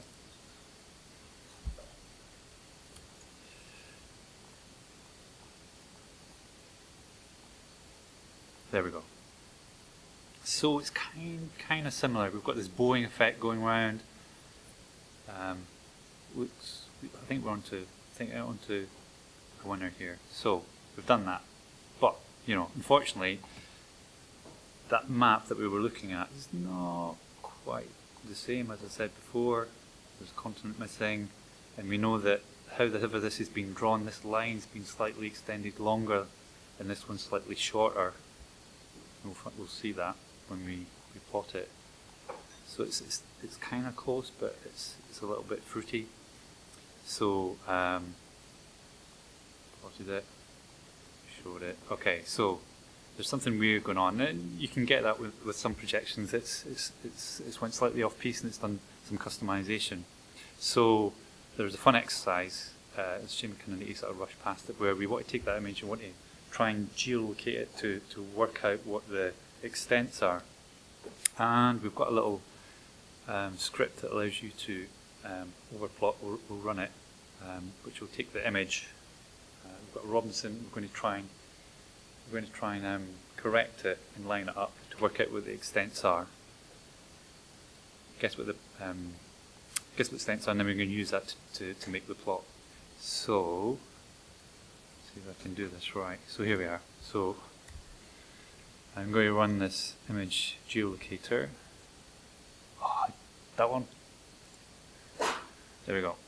So here we are. So we have got our map that we got from Wikipedia that's got the correct route that goes down and round, and under it we've got our Robinson. So what we can do is we can drag and drop.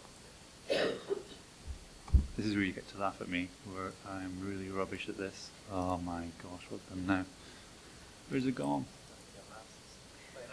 Yeah. Can you do it with the Mac mouse? It'll be quite easier. Yeah. That's Defeated by the Mac again. In my head and shame. Let's start there. It might be the screen mode potentially, because that seems to work now, doesn't it? Yeah. There you are. There we go. That would just go wrong again. So we kind of this could take me forever. So the trick is we're trying to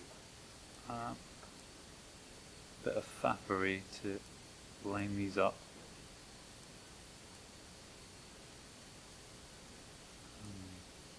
So Greenland's coming down. It's kind of close. Just a tad to the right. Oh my goodness. This is gripping, isn't it? It is. I'm having fun. I don't know about you guys. Anyway, so that was the exercise. You were kind of doing that, and as it's running along, it's printing out the extents. So you do that, so it's kind of close enough. We're just playing around here to get four fingers. I'm going for it. There we go. Right. So when we do that, we got the extents. So that was the magic that we needed to take that image and then get the extents right. So we worked out the extents using that the program, the little example there, and the coordinate systems of these extents. So what do you think the coordinate system of these extents would be in? There's nothing here. Can I go that way? I'm getting good at this. Right, okay. You see those numbers? So they're kind of not that longs, are they? They're kind of weird numbers, aren't they? So it's suggesting that they don't look like that ones to me. What do you think? So what kind of projection are we in? Robinson. Exactly. So we were in Robinson. These extents are in Robinson. So we just need to appreciate the data that we're using, and when we want to pass in the extents, that means we're setting the extent on the Robinson projection. So let's go back. So we've worked out our extents. We think they're in Robinson. And looking at the code, when we add, it was an image add that we were using. So let's look at the code we use. So we worked out the extents. We're doing our geolocation. We create a figure. We know it's all about Robinson. We're thinking of Robinson as the target projection that is. So we have created an instance of the Robinson projection. Remember, there was a shift in the central meridian by 11 degrees and 15 minutes. So we've got our target projection that we want to show our map in. So we create our axis. We get back our geo axis. This geo axis will be in a Robinson projection. We've set that up nicely. We've added some grid lines. We can add our coastlines again because it's a geo axis, and this is the magic. So the file that we saw, you can use image read. So Phil was talking about that. So we can use plot image read, which we load. We get the image. We load the image, so it's just a bunch of numbers, right? And then we're saying, well, actually, we want to take this image and we want to plot it onto our target projection, which is Robinson, which has been shifted. So you use imshow on our geo axis, which we've set all up. We take our data, we add it, that's the raster. Our extents, that's the extents which is calculated by fudging around, trying to get things to line up. This is our transformation. So our transformation, the numbers we're getting out were Robinson. We didn't think they were latching along, they are Robinson. And this is matplotlib, just saying the origins up on the top. We said it was global. Okay, so let's have a look at that, see what the outcome would be.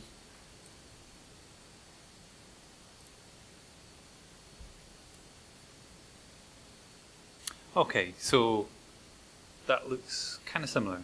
So if I scroll up a little bit, see what the original looked like. There it is. We think we've geolocated, done with best endeavours. And you see there's a bit of weirdness going on here. This line, as I said before, it's went past outside the boundary.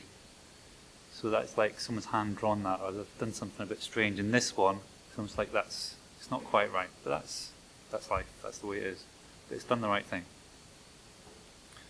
Okay, any questions on that? I'd be kind of happy that I kind of zipped through that, but the fact that you can take an image, you can know the target projection you want it to be in, you can geolocate it, work out the extents will be in that target projection, and then you're just using the things that we're building up in layers using matplotlib using your friends that you know about, image read to read in the image, and image show on your geo axis with your extents. And you make sure that you have these magic words transform and projection, that you set them right. This is your data, and that's the target.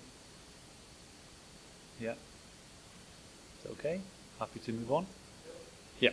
Oh, sorry, yeah. I think I missed it. Going from the XY in the pop-up map, we manually sort of Yeah. into the extent in the cell in the notebook. How did you convert the XY extent map into the extent list in the notebook? So you're talking about these numbers here? These are the numbers when I was squishing the image. Yeah, okay, so what do you use that from the squishing? So yeah, so that was so this program that we'd written, image geolocator, that was working it out for you as you moved it, because it was in the Robinson projection, and it was as you moved the image, it was recalculating the extents in Robinson's as it was going along. So as you moved it, these numbers were coming out, and once it all lined up, that was the extent of the image in Robinson. Is that, yeah? And it was just cutting and pasting those extents into the notebook. Yeah? Yes.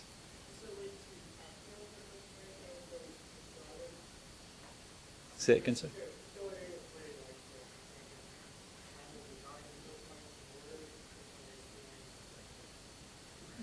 So is that like drawing, right?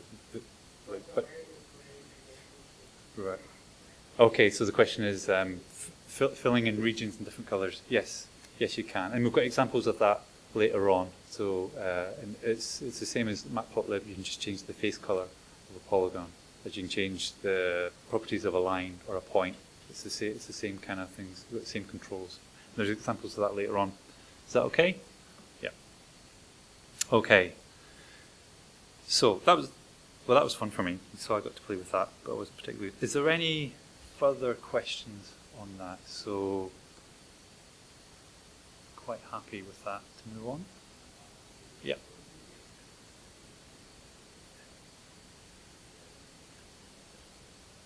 Yeah. So the question is about the extents, what they actually are. So that was just the bounding box of that image, and it was the X min, X max, Y min, Y max in that order, and the units were in the units of that projection, which Robinson's meters, I don't know, who knows? We could find that out. That's what they were. Any other questions? Yep. Okay, so that is that section. Is there an introduction? Right, so we've been here, been there. So swap over to Phil now. Okay, so we've now seen the what's going on here? Make that a bit smaller. We've now seen the how projections work and what projections are. We've seen how you add some data with Cartopy to your plot, to your axes, and we want to now talk about kind of treatment of those classes of data that we're adding, and kind of look at interoperability between those data types effectively. So I guess maybe I'll iterate what some of these, what the purpose of this section is, mostly to try and get some clarity on the types of data that we are dealing with, and once we know what kind of data we have, we know what, hopefully can know what kind of tools that are at our disposal, and also knowing what kind of data you have kind of gives you knowledge about what types of methods on the geo-axes you can make use of. So I don't want to take too long over this, but maybe we could do this interactively, in fact. So what I'd really like to start thinking about is the two classes of data that we've already been looking at. So vector data and raster data. So rather than working in small groups, let's work in one big group. What examples of vector and raster data have we already seen? And perhaps also maybe you want to kind of give examples that we haven't already seen yet. Yeah. What kind of vector and raster data have we seen so far?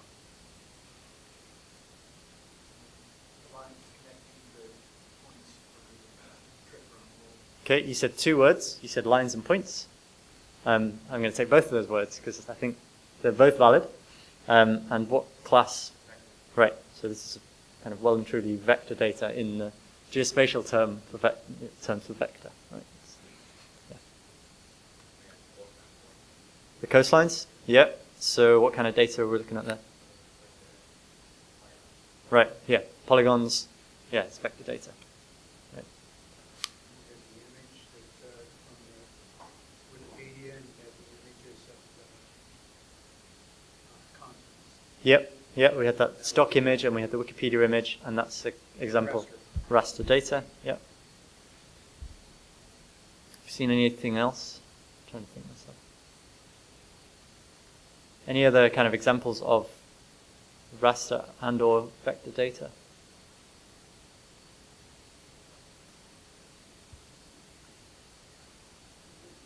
No? States, yeah, it's kind of like the coastlines, yeah, vector data. Any other sources of raster data that you can think of?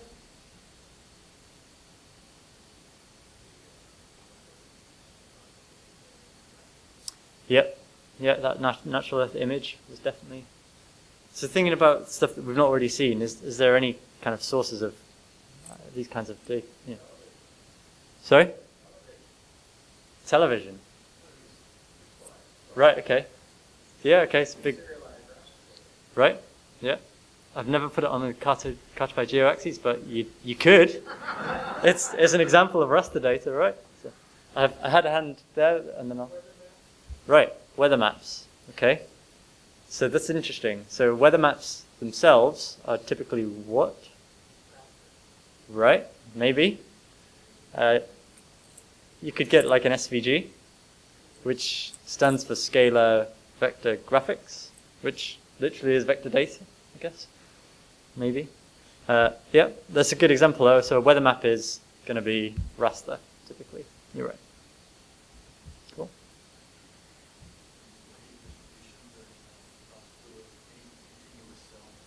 Yep. Okay, so continuous type model type things. So where might you get that kind of data from? How might it be stored? So do you get it as an image, or do you get it as some other format? Right, TIFFs, right. Cool. Okay, so there's clearly a separation here between kind of our vector and our raster data, and we kind of have already seen that you can add vector data with that add geometries and the pyplot.plot function, and you can add images with imshow. You can actually do stuff like p-color mesh in matplotlib. There's a bunch of tools for working with these types of data. But sometimes you want to interoperate, and sometimes you want to convert from one to the other.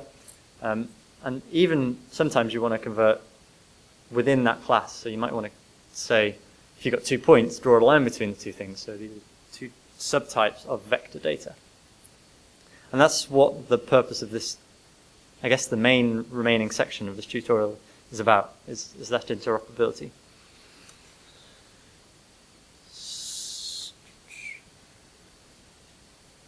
So yeah, as I say, that's what this is about. We're going to now look at Cartopy plus, and this is where we're going to change our focus a little bit and start looking at some of the kind of the wider ecosystem and bring in some of the tools that are at our disposal. So we're going to start by figuring out how we can do raster to raster conversions in various ways, vector to vector. We're going to look at some interesting application turning rasters into vectors. And we could obviously be complete and do the final bullet point, but we just don't have the time for this tutorial, so we just ruled it out of scope. So with that, I'm going to hand over to Bill to talk about raster. Is that right? Yeah. Okay, thanks, Phil. So we've got an understanding what raster is. So we're just going to tenuously pull on this Phileas Fogg theme again, going around the world. So we've done a bit of work, and we found some data from our Met Office Hadley Centre, the climate research. There's a link there, I think. Yeah, there is. There we go. Climate Research Unit. Okay, so we managed to find some data that was representative of the decadal mean surface temperatures during that period when Fogg was doing his journey. Just a bit of fun. So we've got some data, and we managed to we had to do a little bit of work to do that using IRIS, and there's a notebook there of how we can brought the climatology and anomalies together using IRIS. We're not going to explore that just now. You can do that in your own time if you want to have a look at that. But what I thought to do is we have a quick peek inside the data, see what's there, understand what it is, and then generate some plots.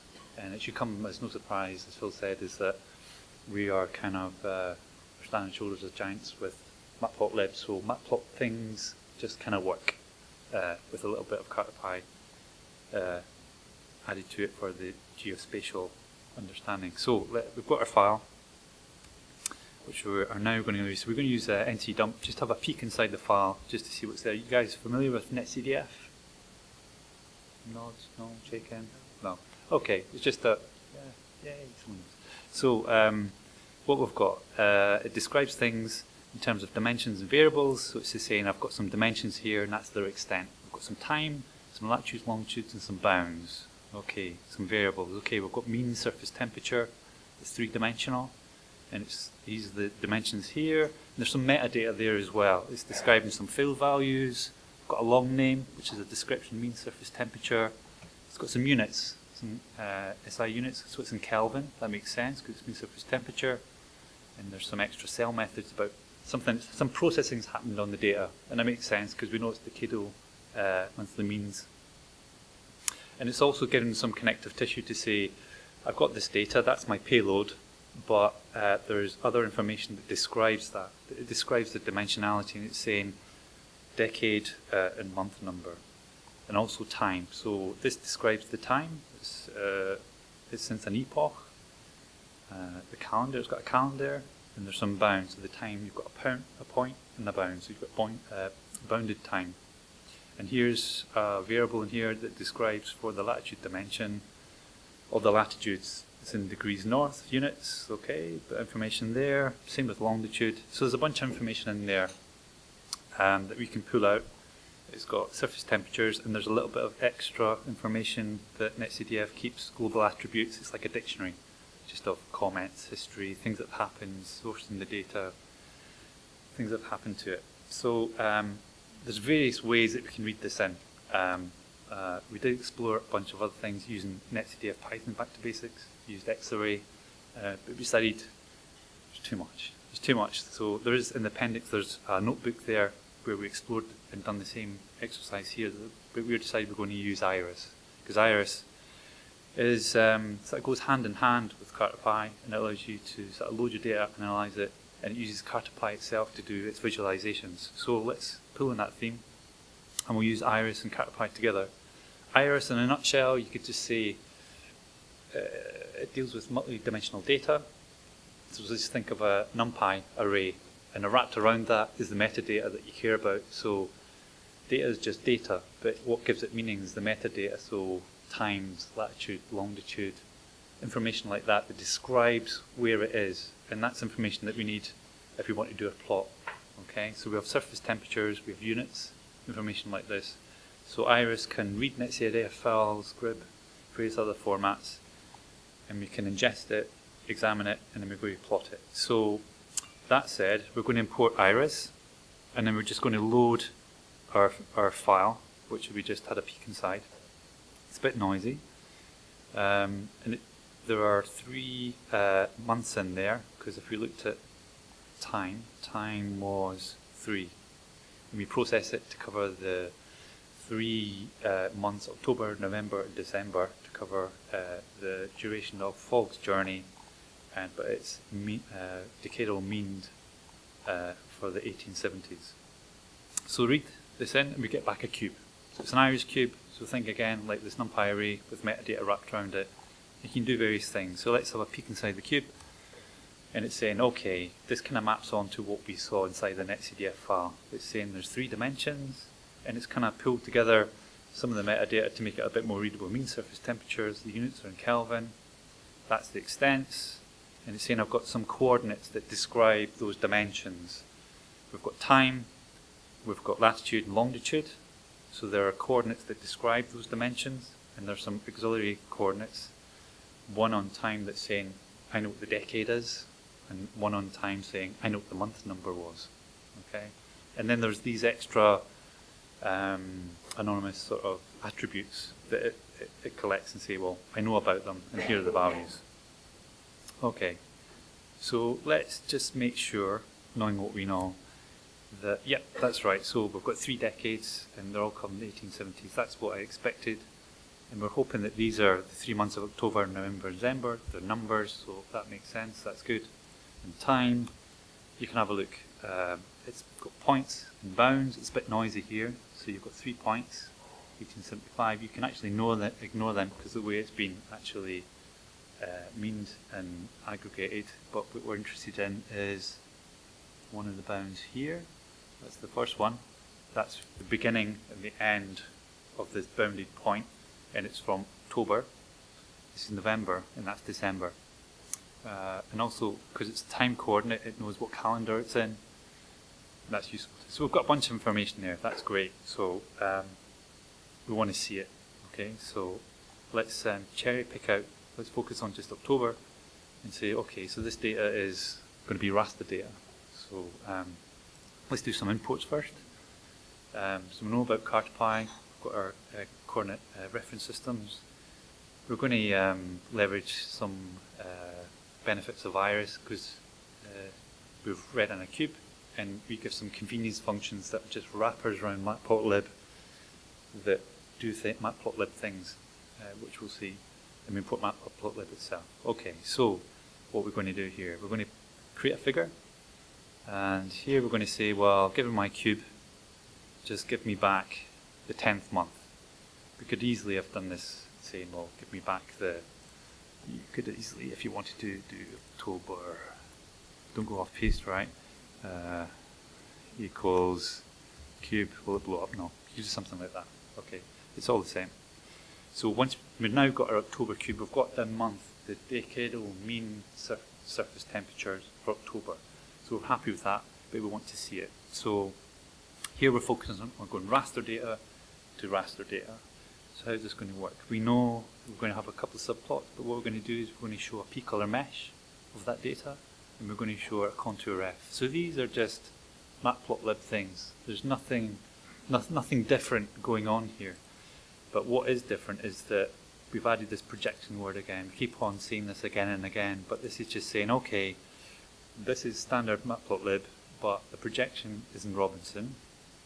I get back a geo-axis, and here we're using iris to say, because iris speaks in cubes, okay, and it'll say, well, here's my data, I'll give you my cube, can you do a p-color mesh? And essentially it's going to call Cartopy and matplotlib to do that, but it does a little bit of work for you because it understands all the metadata, the lats, the longs, the time, all that kind of stuff. That's fine, nothing new there. We get the title, we add our coastlines because this is a geo-axis, it's in Robinson, and we're setting it global, so we've got full extent. So that should be a p-color mesh, our first subplot. Let's do the same again, same deal. Create another subplot, projection is Robinson, we're doing a contour ref, we're using iris because it's easy in one line.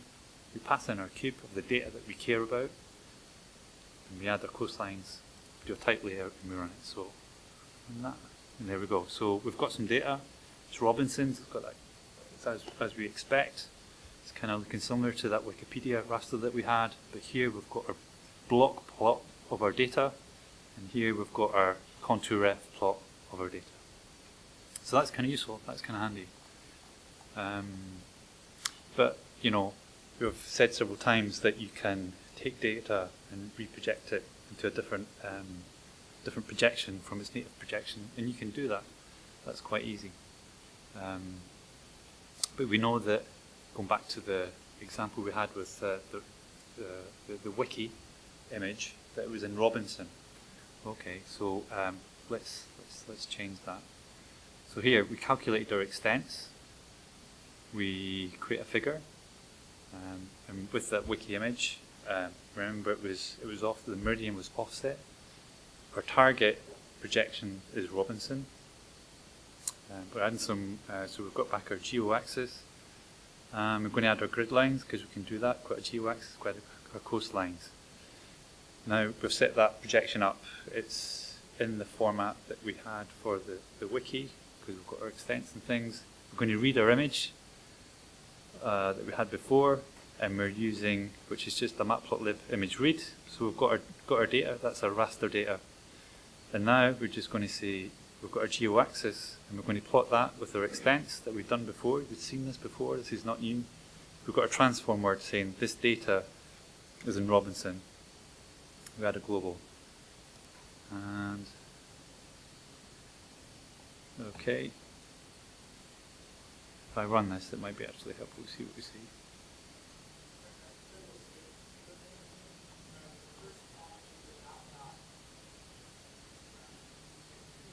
Oh, wait. Yeah.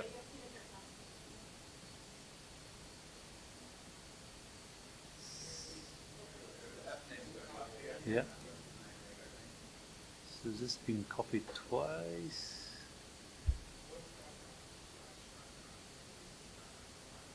Yeah. Is it dot? Is it? That's right. Previous one, yeah. Great. Beat me to it. Okay, so we've now created our plot as before. We knew the extents. We've used our Robinsons, and we've got the wiki image as we wanted before. So using Cartopy, we can reproject this raster image, as I said, to a non-native target projection. So our data was all in Robinsons, but we can easily say, well, actually, let's see that image, but we can put it in Platcarry. And the way to do that is say, you set the projection to be what you want it to be, which is Platcarry. Our data, which we'd loaded previously in the previous cell, that's in Robinsons, that still stands. And Cartopy will reproject it into your target projection, which should be Platcarry. And there we go. Okay, so there's a little bit of work there because it was working hard to, because it's reprojecting that whole image. So there are a lot of things that can do that. Raster, you guys heard of raster.io? No, it's kind of built on GDAL, so it's got all the smarts of GDAL in there. It can do that kind of thing. But Cartopy is a good option to use. Do we want to run through these kind of exercises? I don't see great value in talking about those, but it's just taking the image and you're just doing the same thing. You know that it works for images, for rasters. All the exercises were just overplotting the temperature data on top of it. So this should come as no surprise that you can do a contour. So on this image here, it'd be quite easy to then change your projection if you want to. And the temperature, decadal surface temperature that we had, we can just do a contour F, or we can do a p-color mesh on top of it, so you can mix and match. So that's the power of being able to reproject, create the projections that you want using raster data. Was that too fast? Is that okay? Or is it worthwhile going through some of these examples? What do you think? Yeah, okay. So we know about how we do our plotting with our image. So what was the exercise? The exercise, Iris is doing a lot of the heavy lifting for you, okay, because we load the data as a cube. So what you plot the decadal mean surface temperatures for October, which we've done before.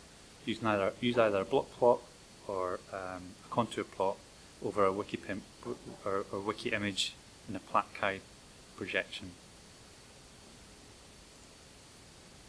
So here we go. So what we're interested in, what's the target projection? It's Platt-Kite. So we're thinking, let's create an axis. We're interested in Platt-Kite, and we set the projection keywords. So we've got the right geo-axis back. We're adding some grid lines. We've seen this before, and we can add some coastlines. This is reading our raster image, which is the wiki image. We read it in. We've seen this before. You then use on your geo-axis the image show. We've worked out our extents, which was in Robinson.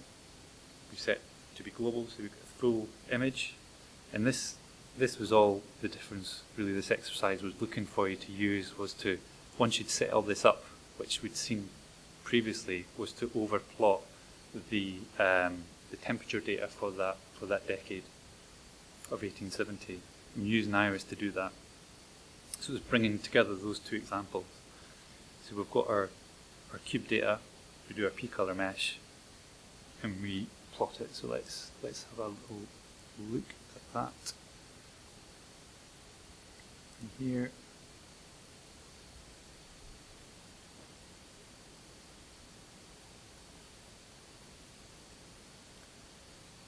Okay, so I had to do a little bit of work there. So here we go. So we've got, as we expected, we wanted to be in a Platt-Kite projection. It's done that. And we've got our, which was Robinson data, it's reprojected it into Platt-Kite, and we've used Iris with its data to do a p-color mesh of the temperature data. Is that what you were expecting? Were you kind of starting to join these little bits of the jigsaw together in terms of what you want, getting your data, being able to get a geo-axis, set your projection to be the target projection that you're interested in, understanding what projection your source data is in, and then setting these up correctly. Any questions? Is that too fast?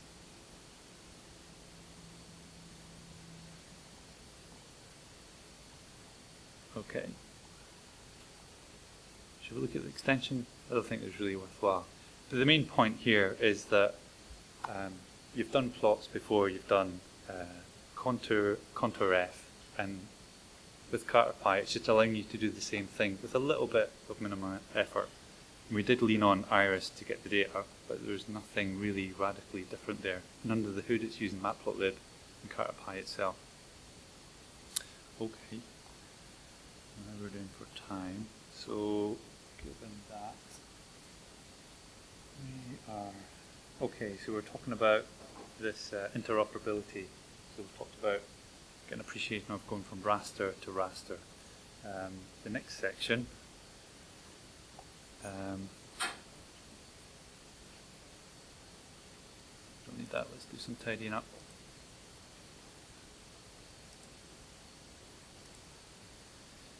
So we're happy with going from raster to raster. So we're going to dip in a little bit to vector, and we kind of appreciate now what vectors are. We're talking about points, we're talking about lines, we're talking about geometries. What might be involved in those kind of operations? What can we do? What can Cartopy offer that makes our life easier? So let's first talk about points. Let's start there and move forward until we get to geometries and lines. So if we want to take the Cartopy has a coordinate reference system, and on there are some methods that help us, that does the hard work, and it uses Proj4 to do these transformations. So it's easy for us to, these methods, transform point and transform points. So let's see how easy it is to transform one point from one coordinate system to another. So we're going to, again, import the coordinate reference system from Cartopy. And as an example, something slightly different, OSGB, everybody heard of OSGB? It's like the Ordnance Survey for Great Britain. It's like a projections just around Britain. Because we can, right? And that's one that's used generally for some of our weather. And we've got geodetic, so that was the spherical coordinate system. So we're going to go from one to other. So convert from Ordnance Survey GB, which I think is in meters, it's a bit weird, to lat long. So we've got a point, which are in eastings and northings. We have our geoid. So we're introducing this transform point. So maybe it's worthwhile jump into the Cartopy documentation. So we've got a whole bunch of methods that are on our coordinate reference system. And one of those is transform point, and the plural is transform points. So here you simply pass in your x and your y point and your source coordinate system of those points. So that's almost akin to when you were doing a contour F, you passed in your lats and your longs and used the transform word. That was a way to sort of say that's what the coordinate system of the source data is in.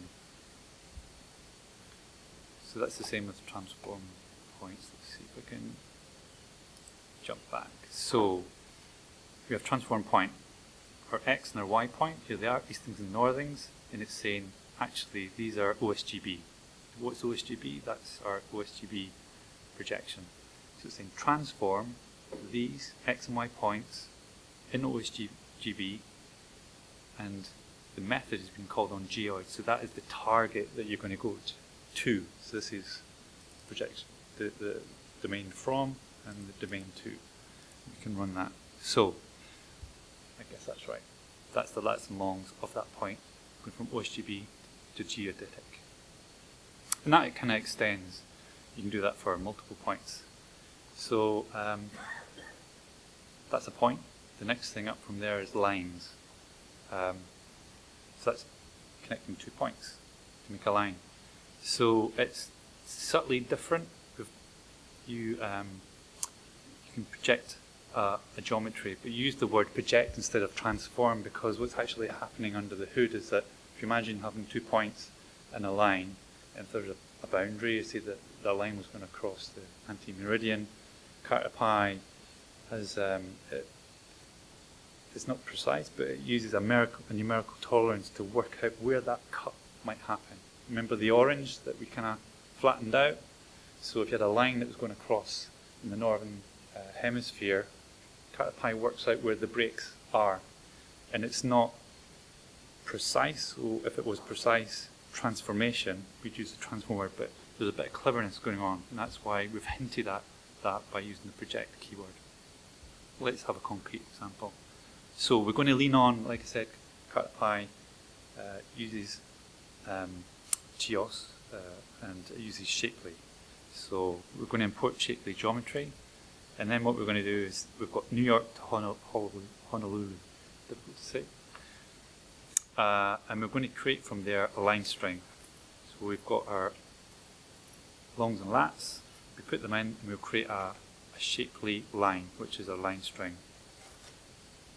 And we have got a plat carry projection, and okay, we want to convert this from plat carry for this line to plat carry. So there it is. Not, yeah, it's that exciting. Thanks, Juan. So yeah, it wasn't too exciting. So let's put it in some context. Yeah.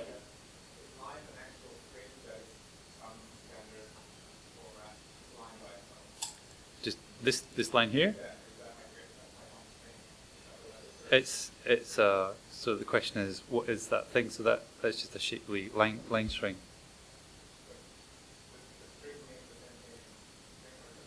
No. You got a clearer definition of that? That might. I don't feel I answered Juan's question really. Well, yeah, the line string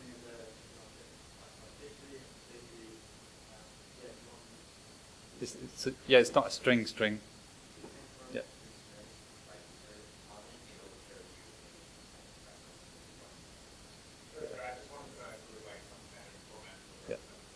No. So it's like a shapely thing, like a primitive that understands that's a line. So we're going to use that, and Cartopy understands that. So here, yeah, let's put that into context. So, okay, you've seen a pattern here. It's almost like a factory of a way that we bolt these things together. We create our figure. We create our axis. We're interested in flat carry. We get back our geo-axis. And what we can do is we can add geometries to this by using the add geometries method on the geo-axis. Here's our line. It's in flat carry, and these are just standard matplotlib keyword arguments that are going to describe that. We're adding edge color, face color. So this probably goes back to your question, the gentleman at the back, about if you have a geometry, you want to change the color. This is kind of the way you would do it. Let's add some coastlines and let's do a plot. Slightly more exciting. Okay, so it done as we expected. New York to Honolulu. And that was not just a line, but our geometry line. So if we want to represent that line as a great circle, okay, so you might start thinking, what could we actually do rather than a straight line? We're going to take our line and say remember at the beginning we created a geodetic projection. So we're saying this line is a geodetic line, but project it to a flat carry line and plot it in a target projection that is flat carry. We're using add geometries to add that line again. Let's see what that looks like. So as before it was a straight line, but now we're saying it's actually our great circle, which we know is going to be a curved line on a flat carry. So it's kind of behaving as we might expect, and we've sort of seen that behaviour before. So there is an exercise. How do you want to just walk through it? Let's do it. Yeah. Okay. So I've done a lot of talking, and you've done a lot of kind of sitting and listening, which we don't want that to, because it's a tutorial. So let's kind of try and consolidate some of that all together. We'll give you some time to do this exercise. We'll be walking around so we can help you. So what we've got to do, we're going to construct a line string. So this line string is a shapely object between Yokohama and San Francisco. And we've got the lats and longs there. Project this line using our project geometry, using both flat carry and geodetic as the source coordinate systems.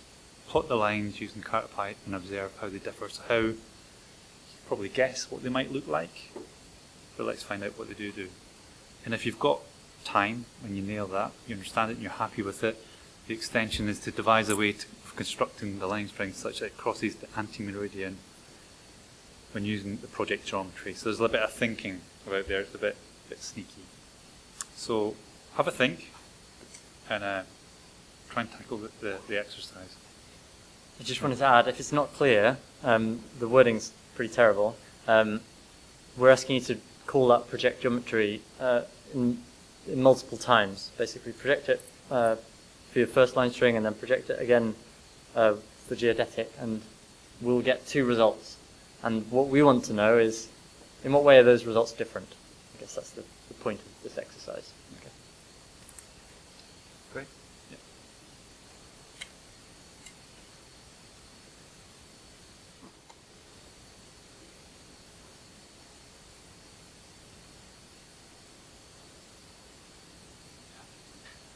Okay, so I'm going to crack on. Let's have a peek at what we've got and see if it's kind of close to what you had. So we know that we're going from Yokohama to San Francisco, provided with those lats and longs. So we create our shapely line string, plug in those coordinates.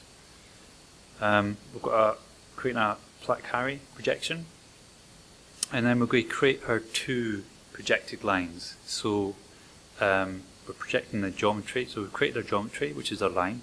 And we're saying, okay, this guy here, this line here, is actually a flat carry line. And this one here, actually this is a geodetic line. And we're using the project geometry for this line using this projection. and we're projecting from Platte-Carry to Platte-Carry, geodetic to Platte-Carry, and we create these two projected lines.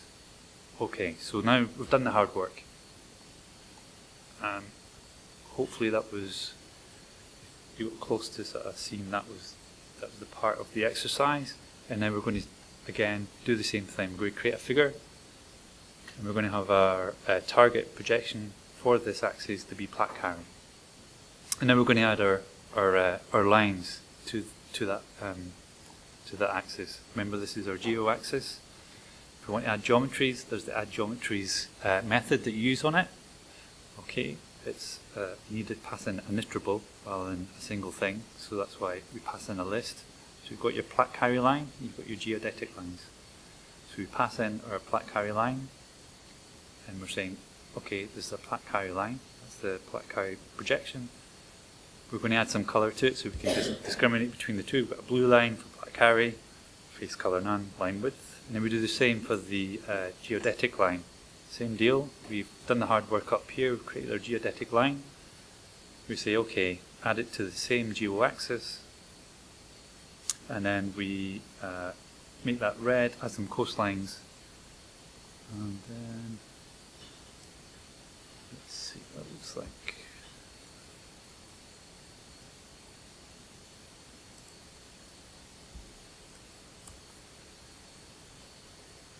So here we are. So what's interesting here is that you've got San Francisco, Yokohama here.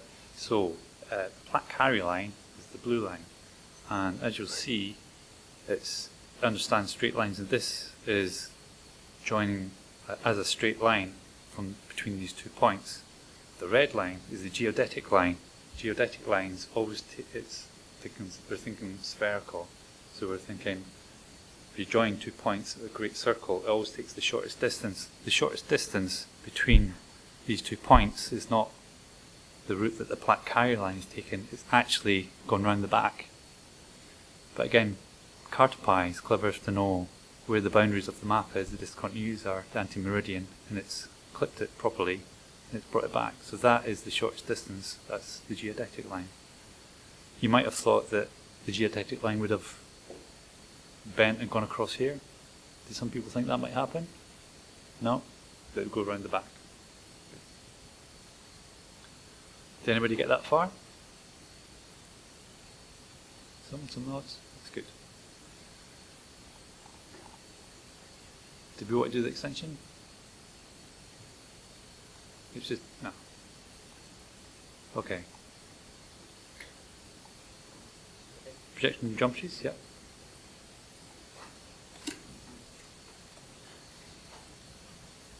Okay, so we've seen project geometry, and Bill showed us it projecting lines.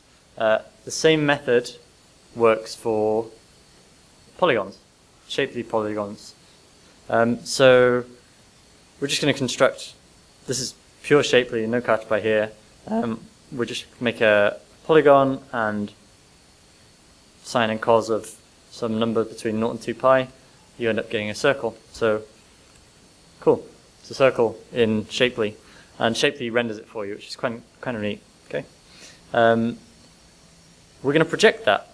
Okay, so I'm going to say that these coordinates are spherical coordinates. The lines between those coordinates are great circles, and I'm going to project it to Platte-Carry.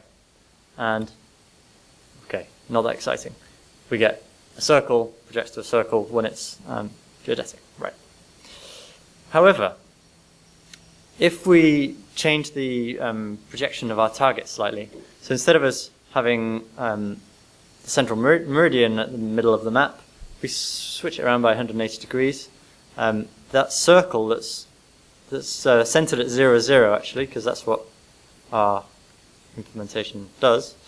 If we project that to some different projection, we'll see a different result. Okay.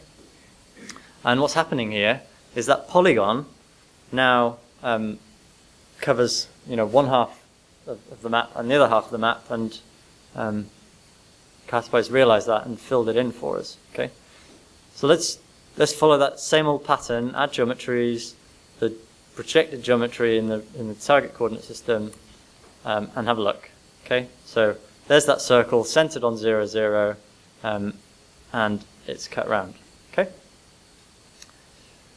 The one really important kind of subtlety, detail that you need to know about geometries on the sphere is that you need an extra piece of information to determine which bit you should fill in. Right? So on the sphere, just imagine you had a polygon that was defined that tracked all the way around the equator. Okay, which side of the hemisphere should an algorithm color in? Okay, and we need to figure out or have some convention to determine that. If you think about that in those terms. And Cartopy follows fairly standard convention of using counterclockwise winding order. And I guess we can demonstrate that quite nicely by simply reversing those coordinates on that circle that we were manufacturing. And I'm going to call it inverse circle, so hopefully this has given you a sense of where this is going. Okay, I'm going to use the same call that I did before to project the geometry to that projection that requires a cut. And we don't get two halves of circles. Okay, we end up getting the whole thing minus those two halves of circles. Okay, so I hope that makes sense as to what's going on. Polygons on the sphere, the winding order is really, really important, and when you project it, Cartopy is honoring that. Okay. There are some Shapley's great for dealing with this stuff. You can change the order really easily. You can check what order your polygon is in. So, yeah, these tools are out there and are super useful. Any questions on project geometry? Basically, what you're seeing here is what's happening when you're adding data to matplotlib geoaxes. But what we're demonstrating is that this doesn't need matplotlib in order to project those geometries. This is actually a really general purpose algorithm that can project geometries for you.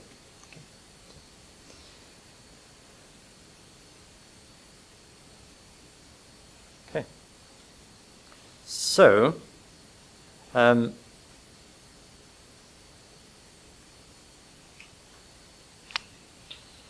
we're running low on time, and I'm thinking there's a nice section here about distance and distance on the sphere, but I think we're just going to move over it. Basically, Cartopy has the functionality to do geodetic distances. There's material here for you to have a look at. And I think we've not got the time to go into that in too much detail, if I'm honest. I will touch on geometry predicates, though, because that's kind of useful. So,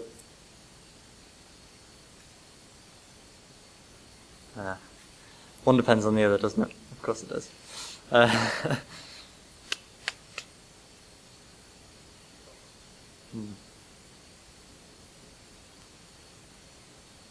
are we? I could just execute the cells and walk through it. Yeah.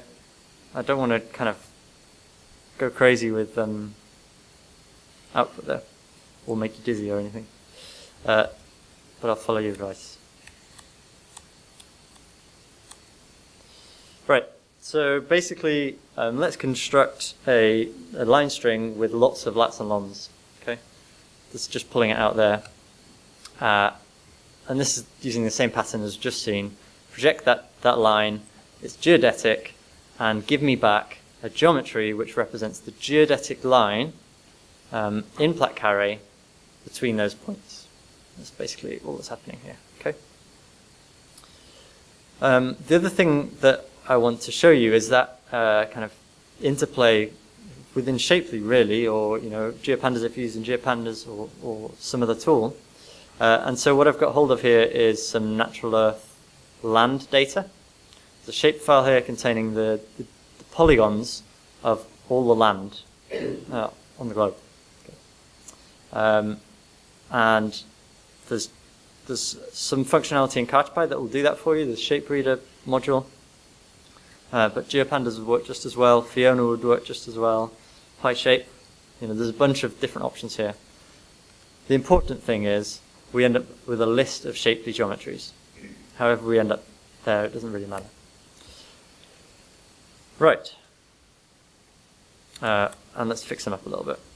Okay, so that is a shapely representation of the kind of the geometry that is land. And what we can do is kind of do a shapely intersection to figure out, of that track, that great circle track that we just produced, pick out only the bits that cover land. Okay.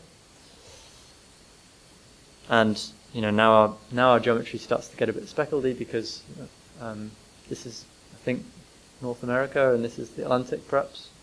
So we end up breaking up the path, the great circle path. And this is where kind of there's tendrils into the previous section because now we can compute the distance of that track.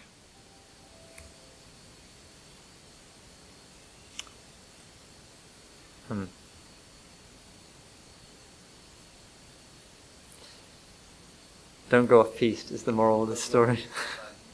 Yeah. Yeah, let's move on from that. So I guess what this was hoping to get at was that there's a really nice interplay between Shapely and Cartopy here. Cartopy will give you an awful lot of functionality in terms of spherical work. It will give you distances.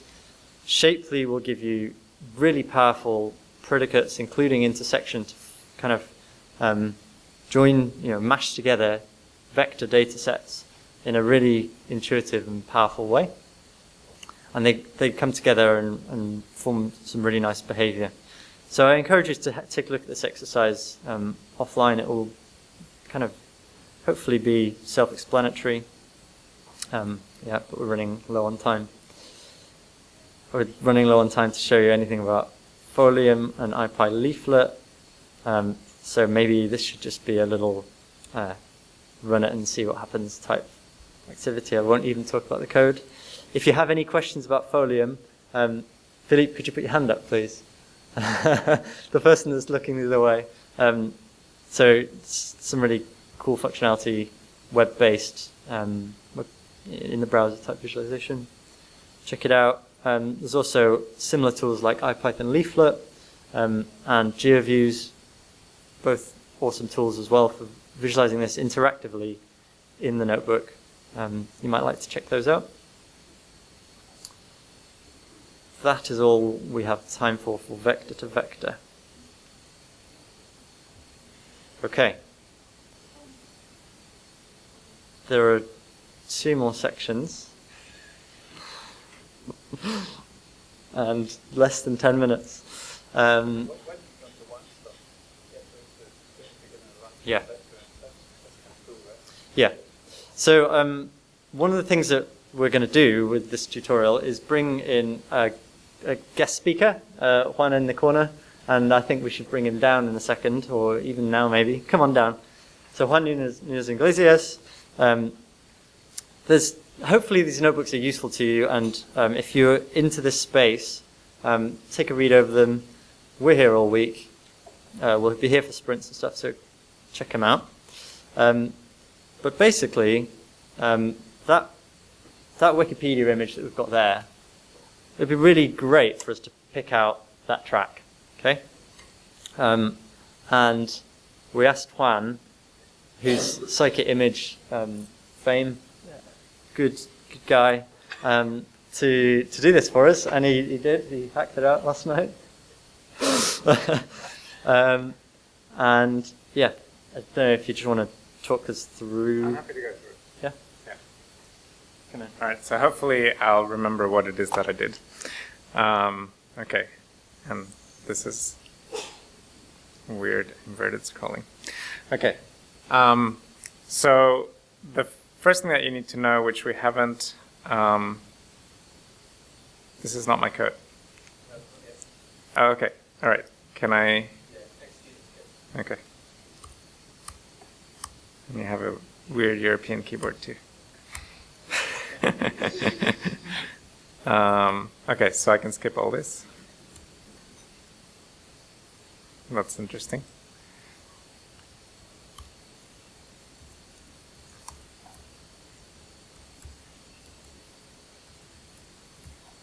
What is all this? Like, you've thrown me in ahead of time. I'm fine. All right. Okay. So Phil did something here that I don't understand. CCRS is not defined. Did I not? Oh, you haven't run all this. Okay. Right.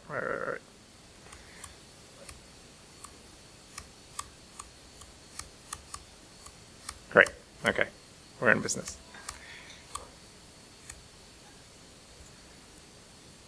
Awesome. All right, so here's what happens. So if we look at the image that we got from Wikipedia, which is here, it looks like there's actually 5 colors: white, gray, black, yellow, and blue. But if you zoom way in on these pixels, there's a bit of anti-aliasing going on. So you've actually got some blue and then some light blue on the edge. And here you've got some light gray on the edges and so on. So we can't just go and look for blue, black, and yellow pixels to get the track, which is what we would want to do. But there's a cool SciPy function called vector quantization. And what that does is, where am I? Here. So this is scipy.cluster.vq.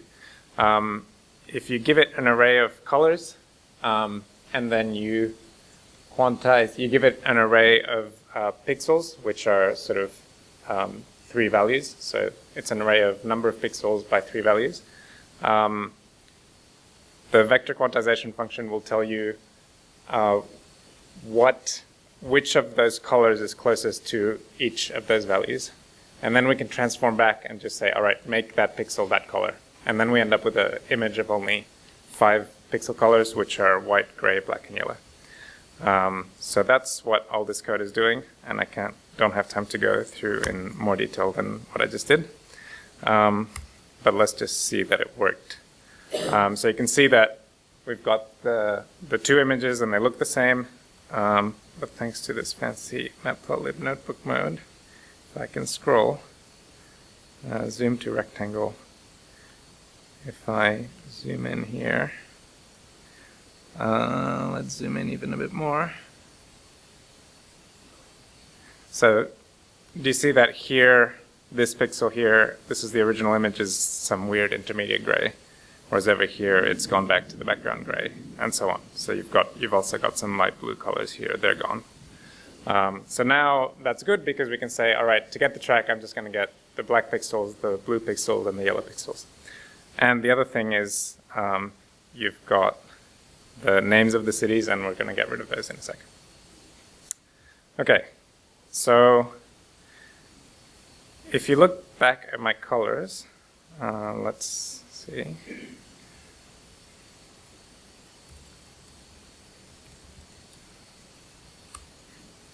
All of the colors that I'm interested in, which are black, yellow, and blue, have zeros in their values. Whereas the colors that I'm not interested in, which are gray and white, they don't have zeros. So I'm just going to find all of the places in the images where some channel is equal to 0. Then I am going to use ndimage.label to find the connected sets of pixels. And then we're just going to discard all of the pixels that are, all of the pixel groups that are not part of the largest pixel group. So if we do that, it would be nice to actually just show the track, so I'll just do it.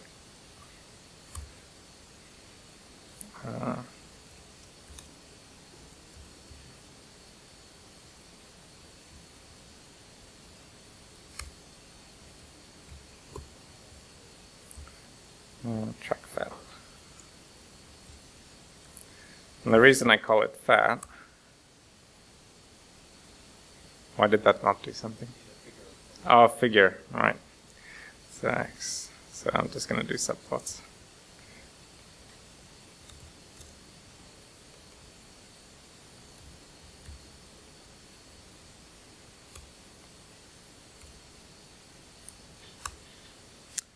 Okay, so this is our track. It looks perfect, except if you look at it, it's a little bit fat in places. So let's go here. You can see that it's thicker than 1 pixel, and we want to have like a track of single pixels. So scikit-image has a skeletonized function, and that's what we're going to do. So probably I would do this in 2 steps, but that's fine.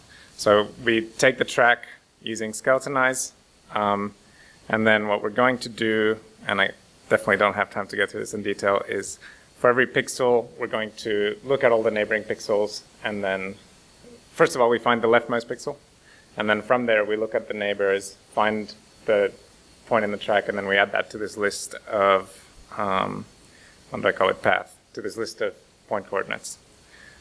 And that ends up giving us our point-to-point path around the world. Okay, and now we can plot it. So point-to-point, now we have latitudes and longitudes. And we can use, so that this is now longitudes and latitudes. We can use all of this Cartopy niceness to plot this as actual matplotlib lines. And you can see that these are lines now and not pixels. So it's a nice, yeah, now it's vector data. And now Phil can take over. So I guess there's more work we can do there, right? So this gap is very clearly there. It would be nice if it wasn't there. But it's an artifact of the actual image. That is a gap in what's represented in the underlying image. So I kind of hack away at that and basically compute the missing gap using a bunch of really powerful Shapely functionality, not really Iris Cartopy functionality itself. And we end up with a root. And I guess really the point of this section is about showing you that we've got access as a community to a really diverse and powerful set of functionality. Scikit-image is a good example of that. But there are so many others as well. And we can kind of bolt these things together and build some really powerful tools. So the tool that we've built here is using some image processing to pick out the track from an image, which is kind of cool.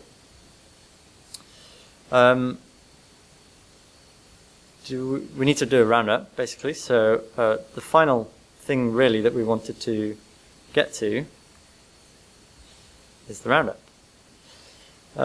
Obviously, we have kind of needed to rush through this at the end, which is a bit of a shame. But hopefully you've got a sense of the kind of broader scientific Python geospatial community, kind of what's there and what's available to you. Ironically, even though we've run out of time, we've not even touched the sides really in terms of what's available in Cartopy. Like, I'll make this a bit bigger.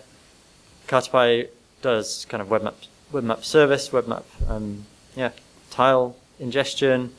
It's got some interesting kind of digital elevation model access in there.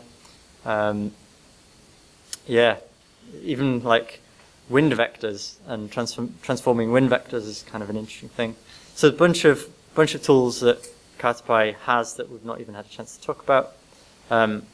If any of those are of interest to you, then as I say, Bill and I are here all week and I'm happy to talk at any time. There's a final exercise here, which obviously we don't have the time to do, which basically tries to recreate this image. You may enjoy having a go at that if you find the time, and I'd be happy to help out if you get stuck. But yeah, that really wraps up mostly what I wanted to say. There's a huge kind of collection of people and tools that have come together to form a really powerful ecosystem, and we can just exploit that, and it's fabulous. I love it. Cartopy just bolts some of those things together, gives you a bit more geospatial richness, project geometries, for instance, and imagery projection, stuff like that. A big thanks to Kelsey Jordahl, who's not here, but who gave a really great geospatial tutorial back in 2015. You might like to check that out. And Jules Verne, who wrote the excellent Around the World in 80 Days book, and it's free, out of copyright. So, you know, go and get it. It's a good read. It's good fun. And as Bill says, we will be sprinting this Saturday, Sunday on Cartopy, and Cartopy and Friends probably. There's a few bugs that we want to fix. There's a few features that we want to add. And if you're interested, then come and join us. It'll be a lot of fun. Yeah. Any more, Bill? Okay. Just like to say thank you to Juan for coming down and giving us a lightning tour of how he did his image processing. And thanks to Bill for helping out. Great. Have a great